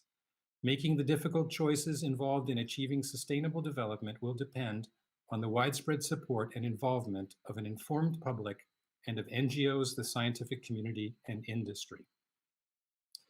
The major groups and stakeholders welcome UNEP's engagement with civil society in the UNEP at 50 process, based upon Decision 4/2 at UNEA 4, which calls for UNEP to undertake broad outreach efforts to strengthen the active engagement of civil society and the general public in the commemoration activities, with a view to empower them to influence and feel ownership for UNEP at 50. At the same time, major groups and stakeholders have embarked upon our own commemorative process, leading towards a report on the UNEP we want, to be presented at UNEA 5.2. As a first step, we have conducted a snapshot survey, which many of you have contributed to.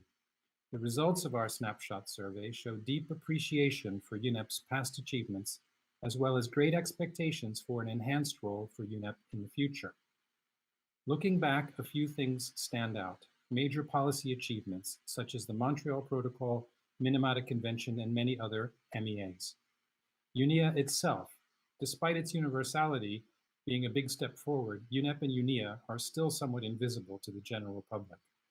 70% of respondents said that UNEP's major groups and stakeholders and civil society organization engagement have changed over time for the better. Looking forward, 3 highlights. Almost 80% of the respondents consider that UNEP should have a stronger mandate, more authority, and greater resources. 97% think that UNEP should have a voice in coordinating the environmental programs of other UN agencies, funds, and programs to reduce overlapping mandates and duplication of activities. The same number think that UNEP has a special role to play post-pandemic in a green recovery. Major groups and stakeholders also expect the final outcome of UNGA Resolution 73/333 to represent an opportunity to highlight and endorse a new global consensus in the context of UNEP at 50, beyond a mere declaration, towards an action plan on the effective implementation and enforcement of environmental law with means of implementation. These are important initial findings, but it's only the beginning of a process that will proceed throughout the coming year. During 2021, we will conduct 4 global consultations based on the survey results, and we'll also conduct a more detailed substantive survey, culminating in the UNEP we want. UNEP's 50th birthday is occurring while human life on Earth is suffering from another great challenge. With the COVID pandemic, nature is reminding us of its power, majesty, and its awesomeness. Our friend from Ladakh in India mentioned that COVID has been the most effective climate policy response ever. The pandemic, nature, got us to do things in 1 year that our leaders have failed at for decades. Do no harm. Building back better means also dismantling those things that are harmful in a way that is just and equitable and takes care of all who are vulnerable and dislocated, guided by the science policy interface. Global leaders have to lead us there. If they can't, the people will do it themselves. The tensions arising from urgent concerns about the world's environmental and energy future are at the root of today's chaotic and sometimes violent popular political processes, as they were in 1989. The people are challenging governance as usual, and systems of governance have to respond. UNEP has to serve us in getting there. What role does UNEP have to play in inclusiveness, environmental justice, and giving purpose to our restless and impatient youth? The major groups and stakeholders' commemorative process leading towards a report on the UNEP we want has these questions in mind. A UNEP which cannot continue to do business as usual or governance as usual. So we invite member states, major groups and stakeholders, intergovernmental organizations, governmental authorities, and ordinary citizens to work together with us as we proceed towards the UNEP we want, the UNEP that we, the people, want and need going forward. Thank you for your attention.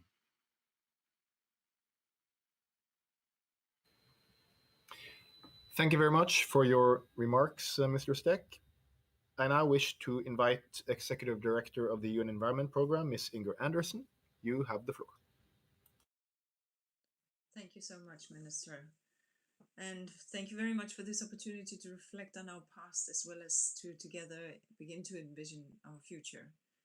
It's truly an honor to speak in this session. reflecting on this nearly 50-year journey. And of course, it's a special honor to speak in a session during which Kenya was already an innovator in biodiversity conservation and sustainable tourism. And as UNEP looked to deepen environmental governance, Kenya hosted the first UN Environment Assembly back in 2014, representing a coming of age of the global environmental movement. So ours have been a journey of responsive and responding to the global call for environmental action. So it's only now fitting that we set the ball rolling in commemorating a milestone that is so absolutely vital for us. UNEP at 50 is a time to reflect, and we just heard, on the past, but also to envision the future, to be bold and ambitious, and yes, courageous. The 1972 United Nations Conference on the Human Environment in Stockholm, Sweden, and we saw Mrs. Gandhi at this podium in that conference, was the first ever UN conference where the word, quote, environment, unquote, was in its title. The creation of UNEP was just one of the most visible outcomes of this conference and one of many firsts. UNEP was created quite simply to be the environmental conscience of the United Nations system and of the world. And we have made significant progress. Environmental rule of law in countries has expanded exponentially. We've consistently shepherded scientific knowledge as an important tool in policy making through our role as convening agency along with WMO of the IPCC, the Intergovernmental Panel on Climate Change, and later on the Intergovernmental Science Policy Platform on Biodiversity and Ecosystem Services, IPBES. We played a critical role in the successes of environmental governance, particularly the multilateral agreements that we are so proud to host under the big UNEP tent, including the Montreal Protocol, which is hosted in Kenya. And we, as long with many others, have propelled the environmental conversation into classrooms, onto the streets, in the media, over dinner tables, into voting booths, and into the financial and economic spaces. None of this would have happened or been possible without the women and men that have shaped and continue to shape UNEP. And it would not have been possible without the many visionaries back in those early days in 71, 72 that brought UNEP to life, such as Ambassador Joseph Oderi Jobi of Kenya or Ambassador John McDonald of the United States. Over the next year, we should learn from these early visionaries and seek their valuable time in history to reflect on the lessons from the past, to chart a path to strengthen UNEP. And it would be fair to say that this past is peppered with questions. How does UNEP moving from being an authority to the authority to in authority? How do we craft a meaningful relationship with the multilateral agreements that dock UNEP, and UNEP and weave that tapestry of synergies and shared goals? How do we reinvigorate multilateralism and carve a space for the voices of youth who so eloquently last week reminded us that there should be nothing about us without us? How do we use digital technologies to deliver faster and in real-time solutions to environmental crises? How do we deepen environmental engagement at every step of the UN system? And how do we keep scanning the horizon for the next environmental challenge? So, Excellencies, UNEP's next medium-term strategy endorsed at UNEA 5 is a first step in this journey to make UNEP stronger, to make it fit for purpose, because it sounds the alarm on the three planetary crises: the climate, the nature, and the pollution crisis. And I thank you for that strong vote of confidence. In closing, to paraphrase Maria Ivanova's, who's author of the unique book on UNEP at 50, UNEP's strength and mandate is that it is the only institution in the world that can provide that 30,000-foot view of the 3,000 pieces puzzle. I look forward to our work this next year and beyond as we continue to enhance and renew this unique, impactful, and extraordinary UN organization, and together act for a healthy planet and healthy people. Asante sana. Thank you, And I will echo previous speakers that indeed UNEP has come a long way and achieved great milestones along its now 50-year journey. This milestone must, however, function as a resting place, which allows us to consider how far we have come. It should also be a pit stop, which refuels and inspires us to make the informed and strategic choices going forward. Our knowledge of the complex interlinkages between different environmental problems has increased dramatically over these 50 years. Now, we need to reflect on how UNEP can help us achieve greater impact and contribute to a strong, consolidated, and effective environmental dimension. This is critical to deliver on a balanced and integrated sustainable development now as we embark on a decade of action in the post-pandemic world. I was particularly struck by the finding in the report, Making Peace with Nature, that the environmental emergencies must be addressed together. UNEP has a unique and broad mandate in this respect. We must reflect on how we can use our resources better to make peace with nature. By resources, I mean all the institutions and actors who stand ready to do their part. We must think outside the box. We must use all the tools in our toolbox, and I believe the UNEP at 50 celebration will help us identify how we can further empower UNEP to go from strength to strength. I hope this will be the start of a process to transform UNEP into the catalyst we need to truly achieve a resilient, sustainable world for all, especially the poorest countries and the poorest people. Let us make this UN organ with its headquarters in the global south a strong one that continues to punch above its weight. Thank you all for listening.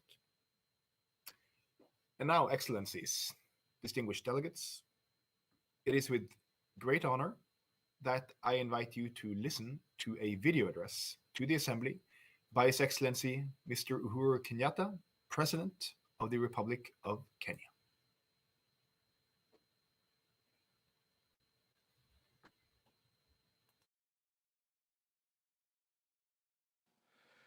Mr.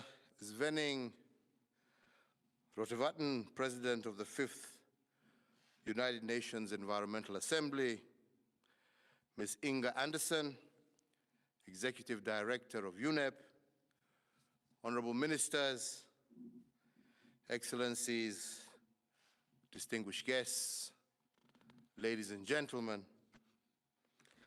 let me begin by wishing each and every one of you a very good morning, good afternoon, and good evening from whatever part of the world that you are. Today, we honor the foresight of our pioneer leaders whose desire was to pass on an unbroken chain that binds us one generation to another. Almost 50 years ago, they converged at the United Nations Human Environmental Conference of 1972, which we refer to as the Stockholm Conference.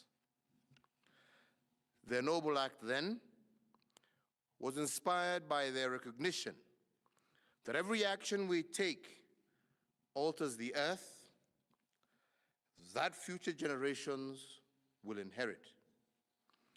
They were determined to respond to the need of multilateral cooperation and usher in collective action for addressing the global environmental crisis. That conference and those that followed, leading to today's meeting, proved to be a turning point in how the community of nations views sustainable development. They have impacted significantly on the international environmental matters discourse and set us on the path upon which we find ourselves today. On the 15th of December 1972, our shared goal of protecting the environment gave rise to the United Nations Environmental Programme, and today we have congregated here at the kickoff of the event commemorating 50 years of the existence of UNEP. Distinguished delegates, ladies and gentlemen, this commemoration event is important. It affords us an opportunity for both celebration as well as reflection. The reality that we face today is sobering. We mark this event at a time when the world is striving to find ways to address record levels of environmental degradation, food insecurity, poverty, as well as unemployment. Indeed, projections for future generations are bleak, demanding urgent and decisive action from us today. It is increasingly evident that environmental crises are part of the journey ahead. Wildfires, hurricanes, high temperature records, unprecedented winter chills, plagues of locusts, floods, and droughts have become so commonplace that they do not always make our news headlines. These increasing adverse weather and climatic occurrences sound a warning bell that calls on all of us to attend to the three planetary crises that threaten our collective future, and that is the climate crisis, the biodiversity and nature crisis, and the pollution and waste crisis. This commemoration, therefore, is an opportunity for introspection as well as correction.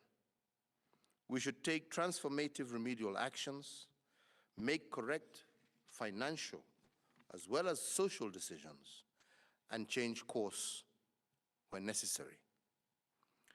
In promoting our social and economic development agenda, we must strictly adopt the principles of sustainable development and protecting biodiversity. This commemoration allows us to once again take stock. We reaffirm the relevance of UNEP's global environmental mandate and its multilateral agenda. We also give due recognition to the demonstrated science, knowledge, expertise, and innovation that has been provided by UNEP in the past, in the present, and indeed in the future.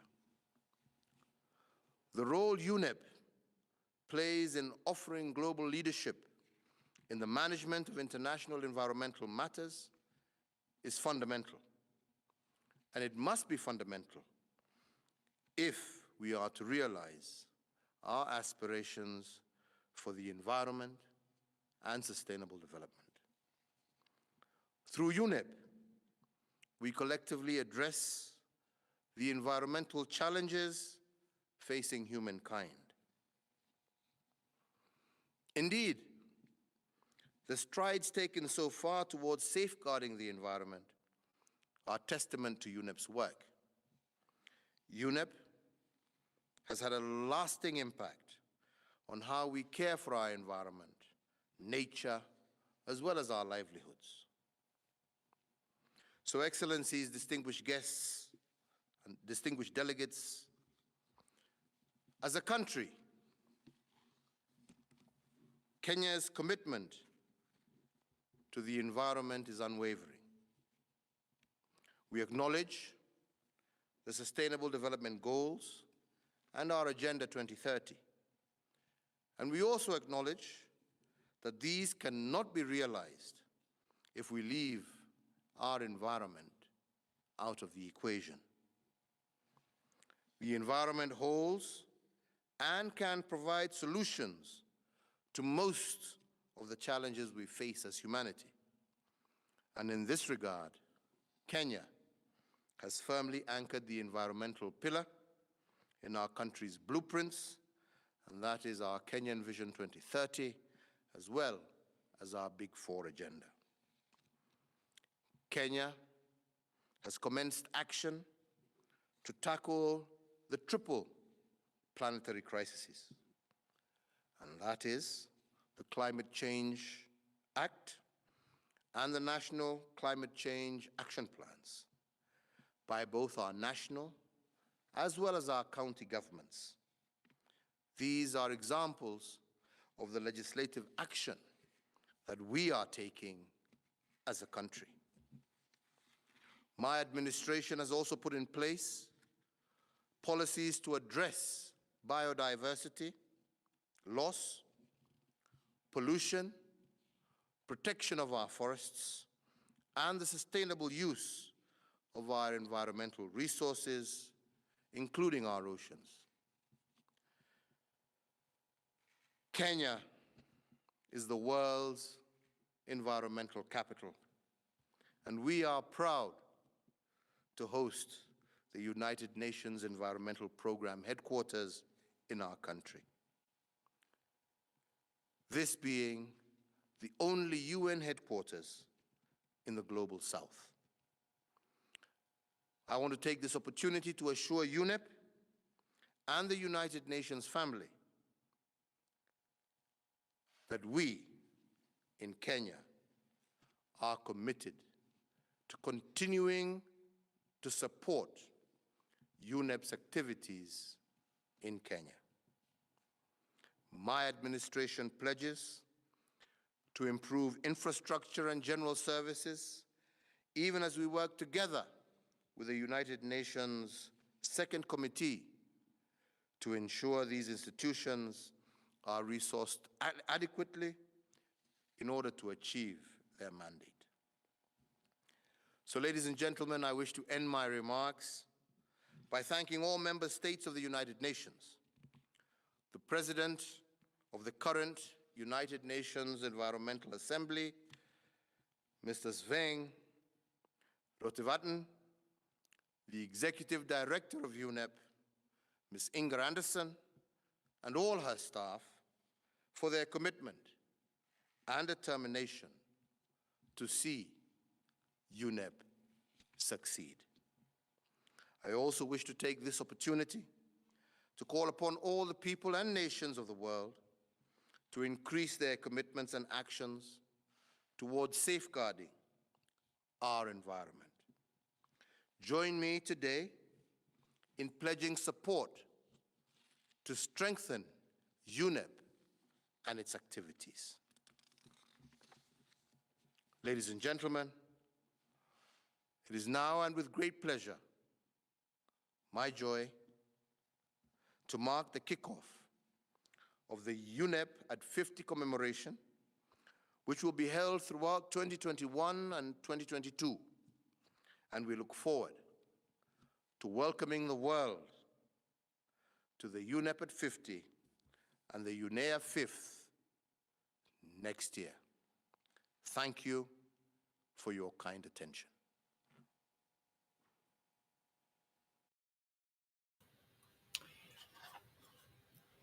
Thank you very much, Your Excellency, for your statement.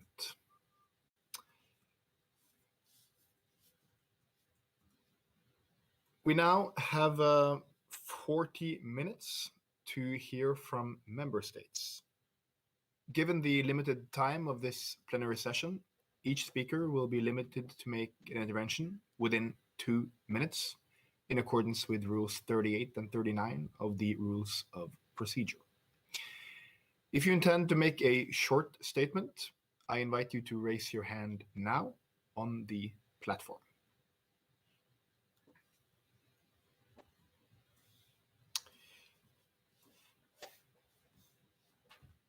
I see several hands raised, and I will start by inviting the delegation of Sweden and Minister Per Bolund, who has requested the floor. Excellency, I kindly remind you to keep your statement under 2 minutes. Sweden, Minister Bolund, you have the floor.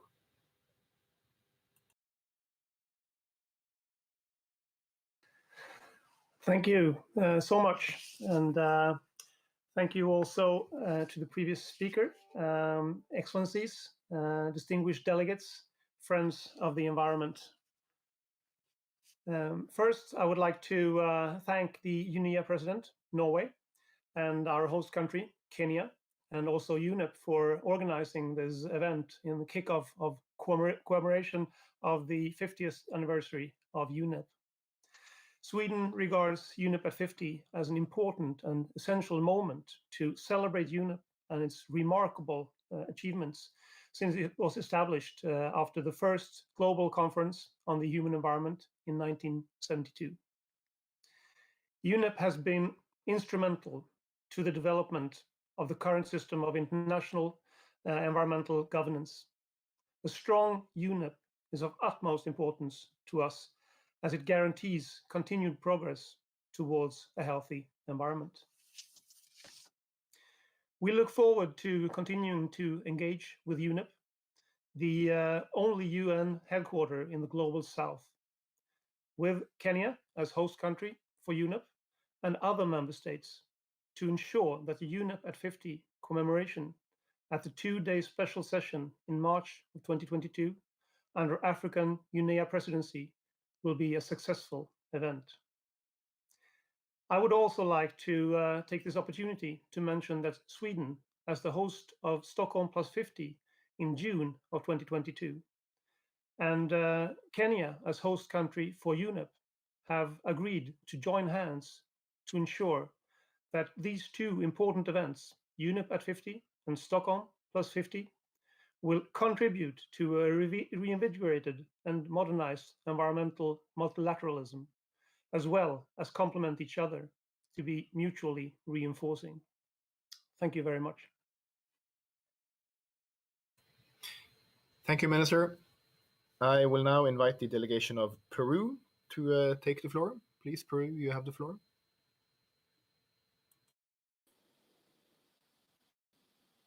Thank you, Minister Rotevatn. Now, if you allow me, I will switch to Spanish. Señor Presidente, distinguidas autoridades, el Programa de Naciones Unidas para el Medio Ambiente en sus 50 años de creación at its 50 years of its commemoration has been upholding the environmental and its planet, and it has highlighted the close relationship between a healthy environment and humankind. This is at the very center of our environmental intervention. Therefore, the endeavors towards the future must move towards realignment with nature, understanding that it is our best alliance, and sustainable development is not something that is hypothetical, but it is a reality to ensure humankind. In this vein, UNEP, through its medium-term strategy, must encourage inclusive multilateralism, which includes environmental governance through integration and achieving the targets and goals which we have defined in terms of climate change, biological diversity, and management of the environment in alignment with our ecosystems. To achieve these targets, UNEP requires to consolidate and step up its efforts for countries through strengthening processes in its decentralized offices so that they can support processes at the regional, sub-regional level and to ensure that no one is left behind. This is an enormous challenge which requires the support of all to have a strengthened UNEP, which allows us all to move further to achieve the Sustainable Development Goals. Peru has the full commitment to help you achieve these goals. Thank you.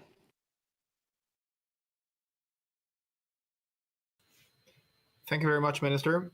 I now invite the delegation of the European Union to take the floor. You have the floor, European Union. President Rotevatn, Madam Executive Director, Ministers, Distinguished delegates, ladies and gentlemen, it is my privilege to speak again on behalf of the European Union and its 27 member states.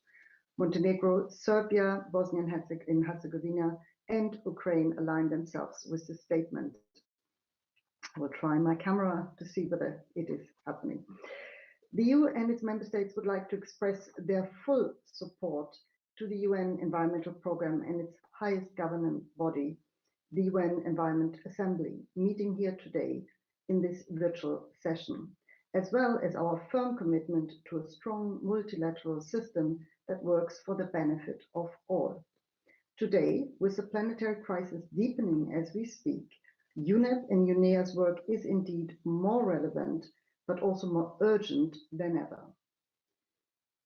The UN Environment Programme is turning 50 next year. This is indeed a very important anniversary, which deserves to be celebrated by the global community. We are fully behind the host country, Kenya, and honored to contribute to this well-deserved tribute. We stand ready to help making these celebrations an opportunity for collective engagement. We very much welcome the Assembly's decision to hold the UNEP 50 celebrations in Nairobi in March 2020, in conjunction with the resumed session of UNEA 5. We are convinced that the format agreed, a special session, will ensure an impactful commemoration with broad as well as high-level participation.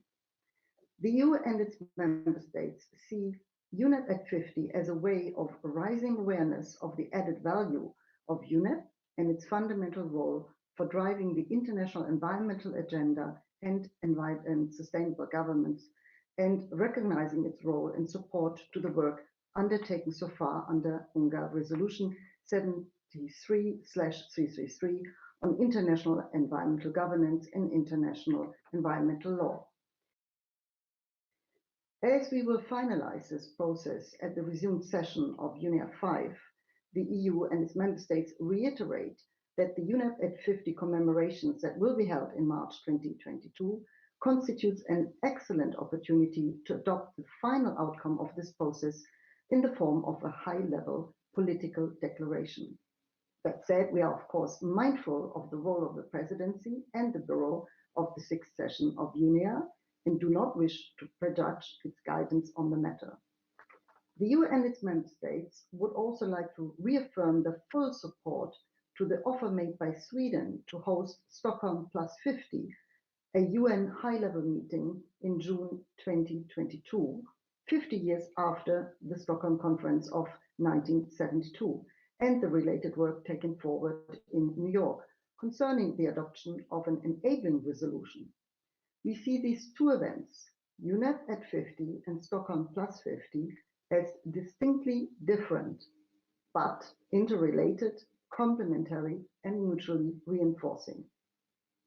Excellency, ladies and gentlemen, the EU and its member states are fully committed to these important milestones in the history of global environmental governance, and we count on the active engagement of all member states and the global community as a whole to make the celebrations truly resounding successes.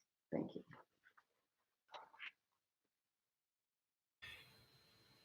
Thank you very much.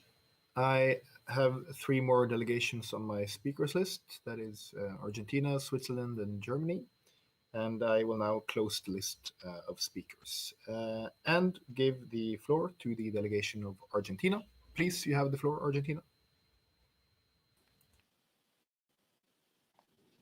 Thank you, Mr. President. I will deliver this statement on our national capacity in Spanish. Gracias, señor presidente. Thank you, President. La delegación argentina The Argentinian delegation welcomes the launch of the UNEP at 50 commemorations and underscores the importance of strengthening Nairobi, the global headquarters, being the only United Nations headquarters in the Global South. UNEP's work should support countries in drawing up national plans and policies on the type of requirements that they make and according to the modalities prioritized at the national level. Over the years, UNEP has been an important presence in our region and in our country. We hope to continue working constructively together within the mandate and with the objectives agreed in the multilateral environmental agreements. Thank you for your kind attention. Thank you. I now invite the delegation of Switzerland to take the floor.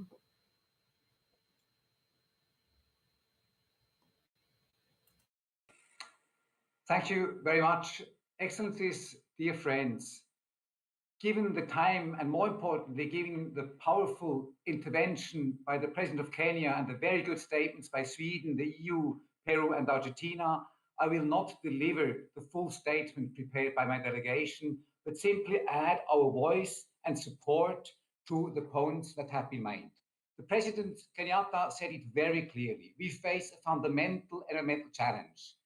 Climate crisis, biodiversity crisis, pollution and waste crisis need our common support. Not the support, the crisis don't need the support, but we have to work together to address these crises. Therefore, the 50th anniversary of UNEP and of the Stockholm Conference on Human Environment are important events, and it is great to see the two host countries of UNEP and of the Stockholm Conference to work together and to take the lead, not only to celebrate and to commemorate, but most importantly, also to make sure that we also re-strengthen our commitment and act. In a nutshell, we look forward to the events next year in Nairobi and in Stockholm to celebrate and to take important decisions. Thank you very much. Thank you. And now I invite the delegation of Germany to take the floor. Please, you have the floor, Germany.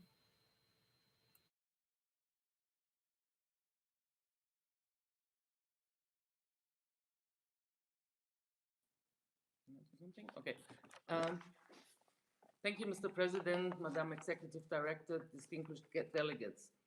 Germany aligns itself with the EU statements on behalf of the EU and the member states delivered both yesterday at the opening and also today. Germany would like to thank UNEP and the UNEA presidency for successfully organizing this UNEA. It's a very important sign to the international community that we managed to preserve the functionality of both UNEP and UNEA despite the current crisis. In addition, we hope that the resumed UNEA 5 session, as well as the upcoming UNEP at 50 and Stockholm plus 50 events next year, will be able to make further substantial progress on a number of important environmental issues. In this context, Germany, together with Ghana and Ecuador, decided to join forces to keep the topic of marine litter and plastic pollution high on the political agenda towards UNEA 5.2.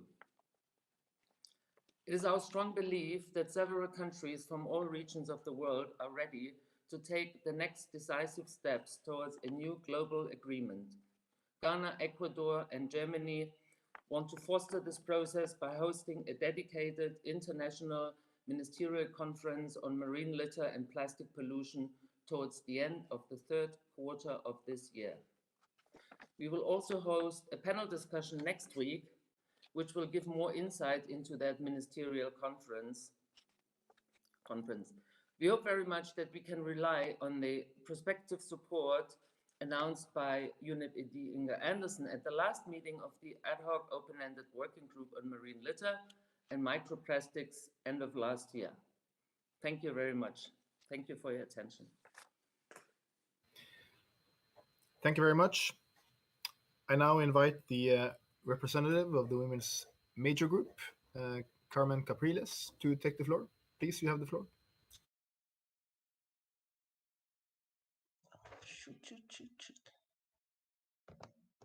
Kindly proceed, Madam Carmen. Try to turn on your camera. Good morning. Good morning. Please proceed. Thank you, chairs, Well, my name is Carmen Capriles, and I'm speaking on behalf of the Women's Major Group.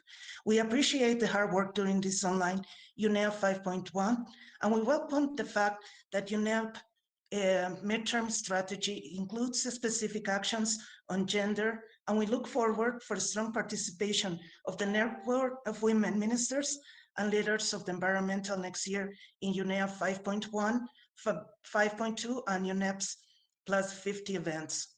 We also take this opportunity to highlight furthermore the following additional points. In the case of right holders' priority, indigenous people's rights and women's rights.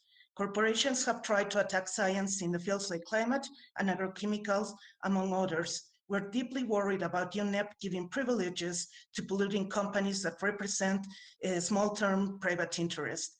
We call on UNEP to put right holders first and foremost to generally increase the efforts to stand up for environmental right defenders, indigenous people and women, and to support communities and governments at the same time to hold polluters accountable in legislation and moratoria on extractive industries, deforestation, and destructive projects.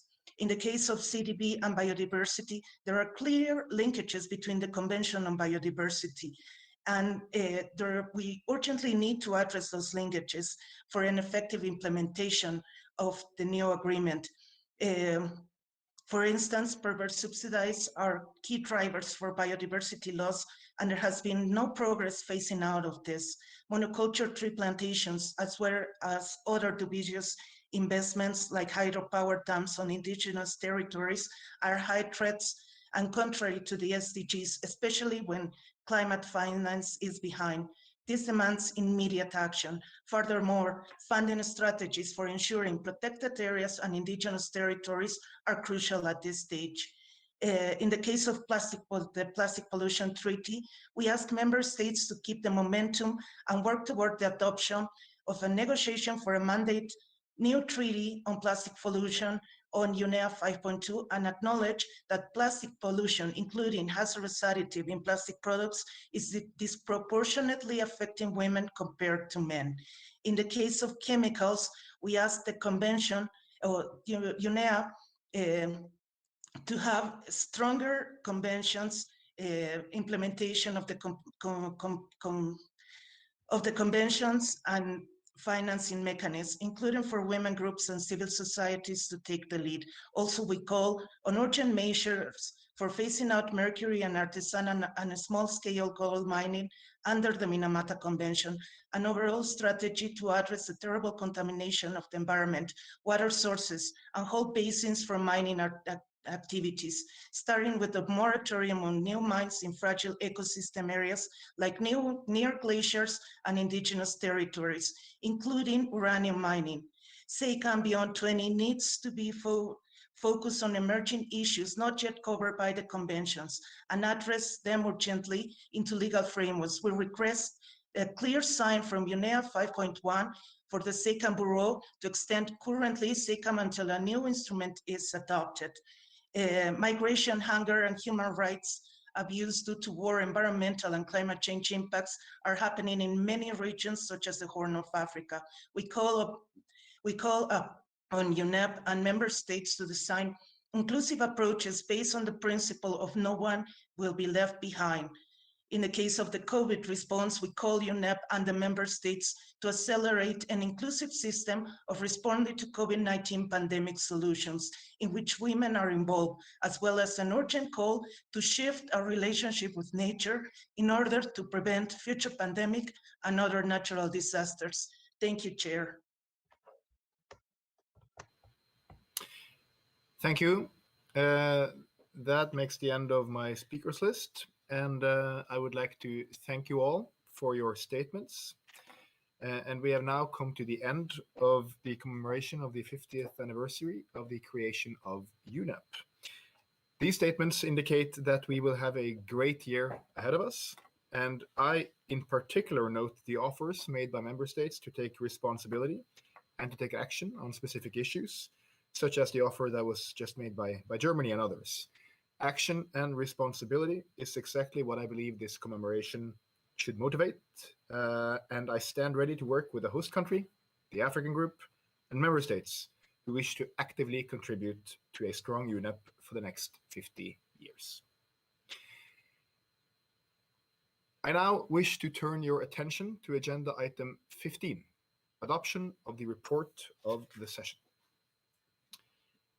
I wish to bring it to your attention that the Secretariat has circulated and posted the English version of the draft report of the online meeting of the 5th session of the UN Environment Assembly, UNEP-EA5-L1. I wish to indicate to member states that this report is provisional, as it does not yet contain the summaries of leadership dialogues and today's plenary session. However, the summaries will be included in the final proceedings of UNEA that will be cleared by the rapporteur of the Assembly and sent for review by member states. Once received, it will be made available in all languages after the adjournment of the Assembly. With that said, does the Assembly wish to adopt UNEP-EA5-L1 draft proceedings of the United Nations Environment Assembly at its online meeting of the 5th session, pending revisions?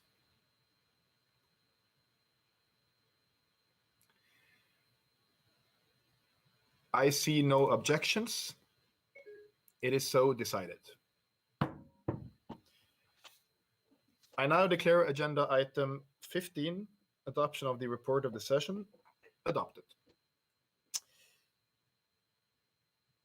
I wish to inform that once finalized, the report shall be submitted to the 2021 session of the United Nations Economic and Social Council management segment, and thereafter a comprehensive of the report of the UN Environment Assembly will be considered during the 77th session of the UN General Assembly in a comprehensive manner, including the resumed meeting of the 5th session of UNEA to be held in 2022.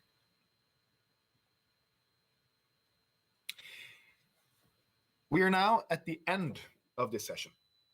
As agreed, we shall adjourn our meeting until the resumed session scheduled to take place in Nairobi from February 28th to March 2nd, 2022. With that said, I now wish to invite the Executive Director, Ms. Inger Anderson, to address the Assembly with a few remarks. Thank you very, very much, Minister Rotevatn. And to Ministers, Excellencies, distinguished ambassadors, observers, partners, and friends. It has been a complex and at times uncertain and difficult journey, but here we are at the conclusion of the first ever virtual United Nations Environment Assemblies. Excellencies, I truly salute you for continuing to raise a strong voice for the planet in crisis. I salute you for recognizing that we cannot afford to wait any longer to make peace with nature. I salute you for the inspirational messages calling on us all to recover from the pandemic with a clear view of creating a more just and more sustainable world. Over the last 2 days, we have listened to more than 80 ministers of environment and representatives of international organizations, UN agencies, civil society, and major groups making strong and affirmative commitments to action. So, Excellencies, I thank you for the confidence that you have in UNEP's new, bold strategy to deliver on the 3 planetary crises of climate, nature, and pollution.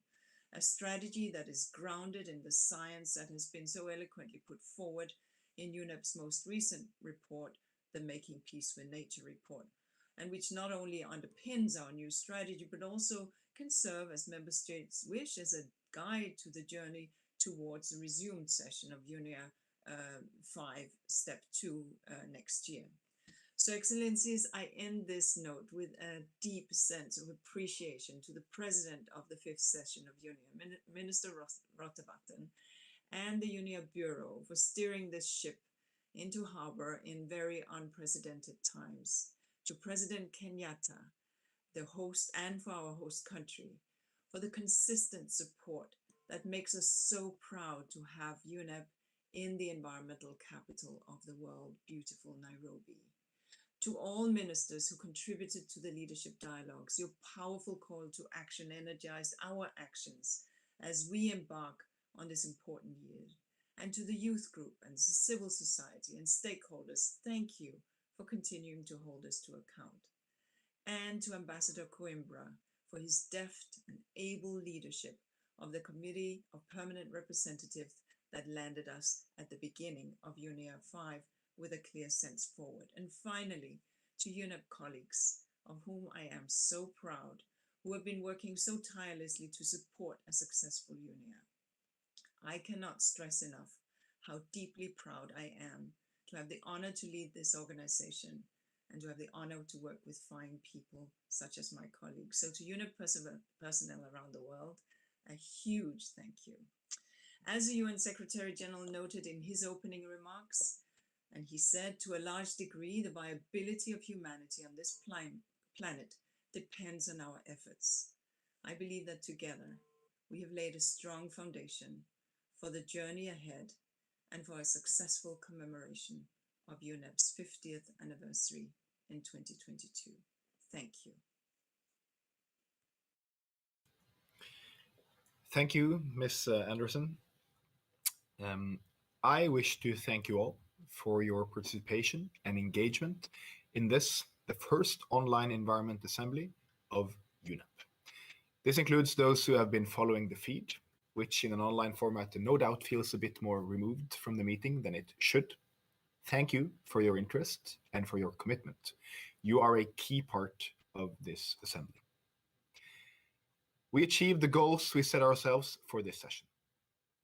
We agreed on decisions which will keep UNEP running and ready as we move ahead. We have a message which reflects a common understanding which we must build on. I look forward to working with you on identifying actions and commitments when we resume UNEA 5 in 2022. We were inspired by the leadership dialogues where many shared what actions they are taking despite the pandemic. Global problems require global solutions, where we work together, support the vulnerable, and take collective responsibility. We have our work cut out for us, as we now will look towards the resumed session and to strengthen actions for nature to achieve the Sustainable Development Goals. This must be done firmly within the context of the Decade of Action. Finally, a special thank you to you, Ms. Njenga Anderson, to UNEP Executive Director, Deputy Executive Director, Ms. Joyce Msuya, and the Governance Affairs Office. We close this online meeting, but look ahead to the resumed session in Nairobi next year. I now wish to declare the 5th session of the UN Environment Assembly adjourned. See you in 2022.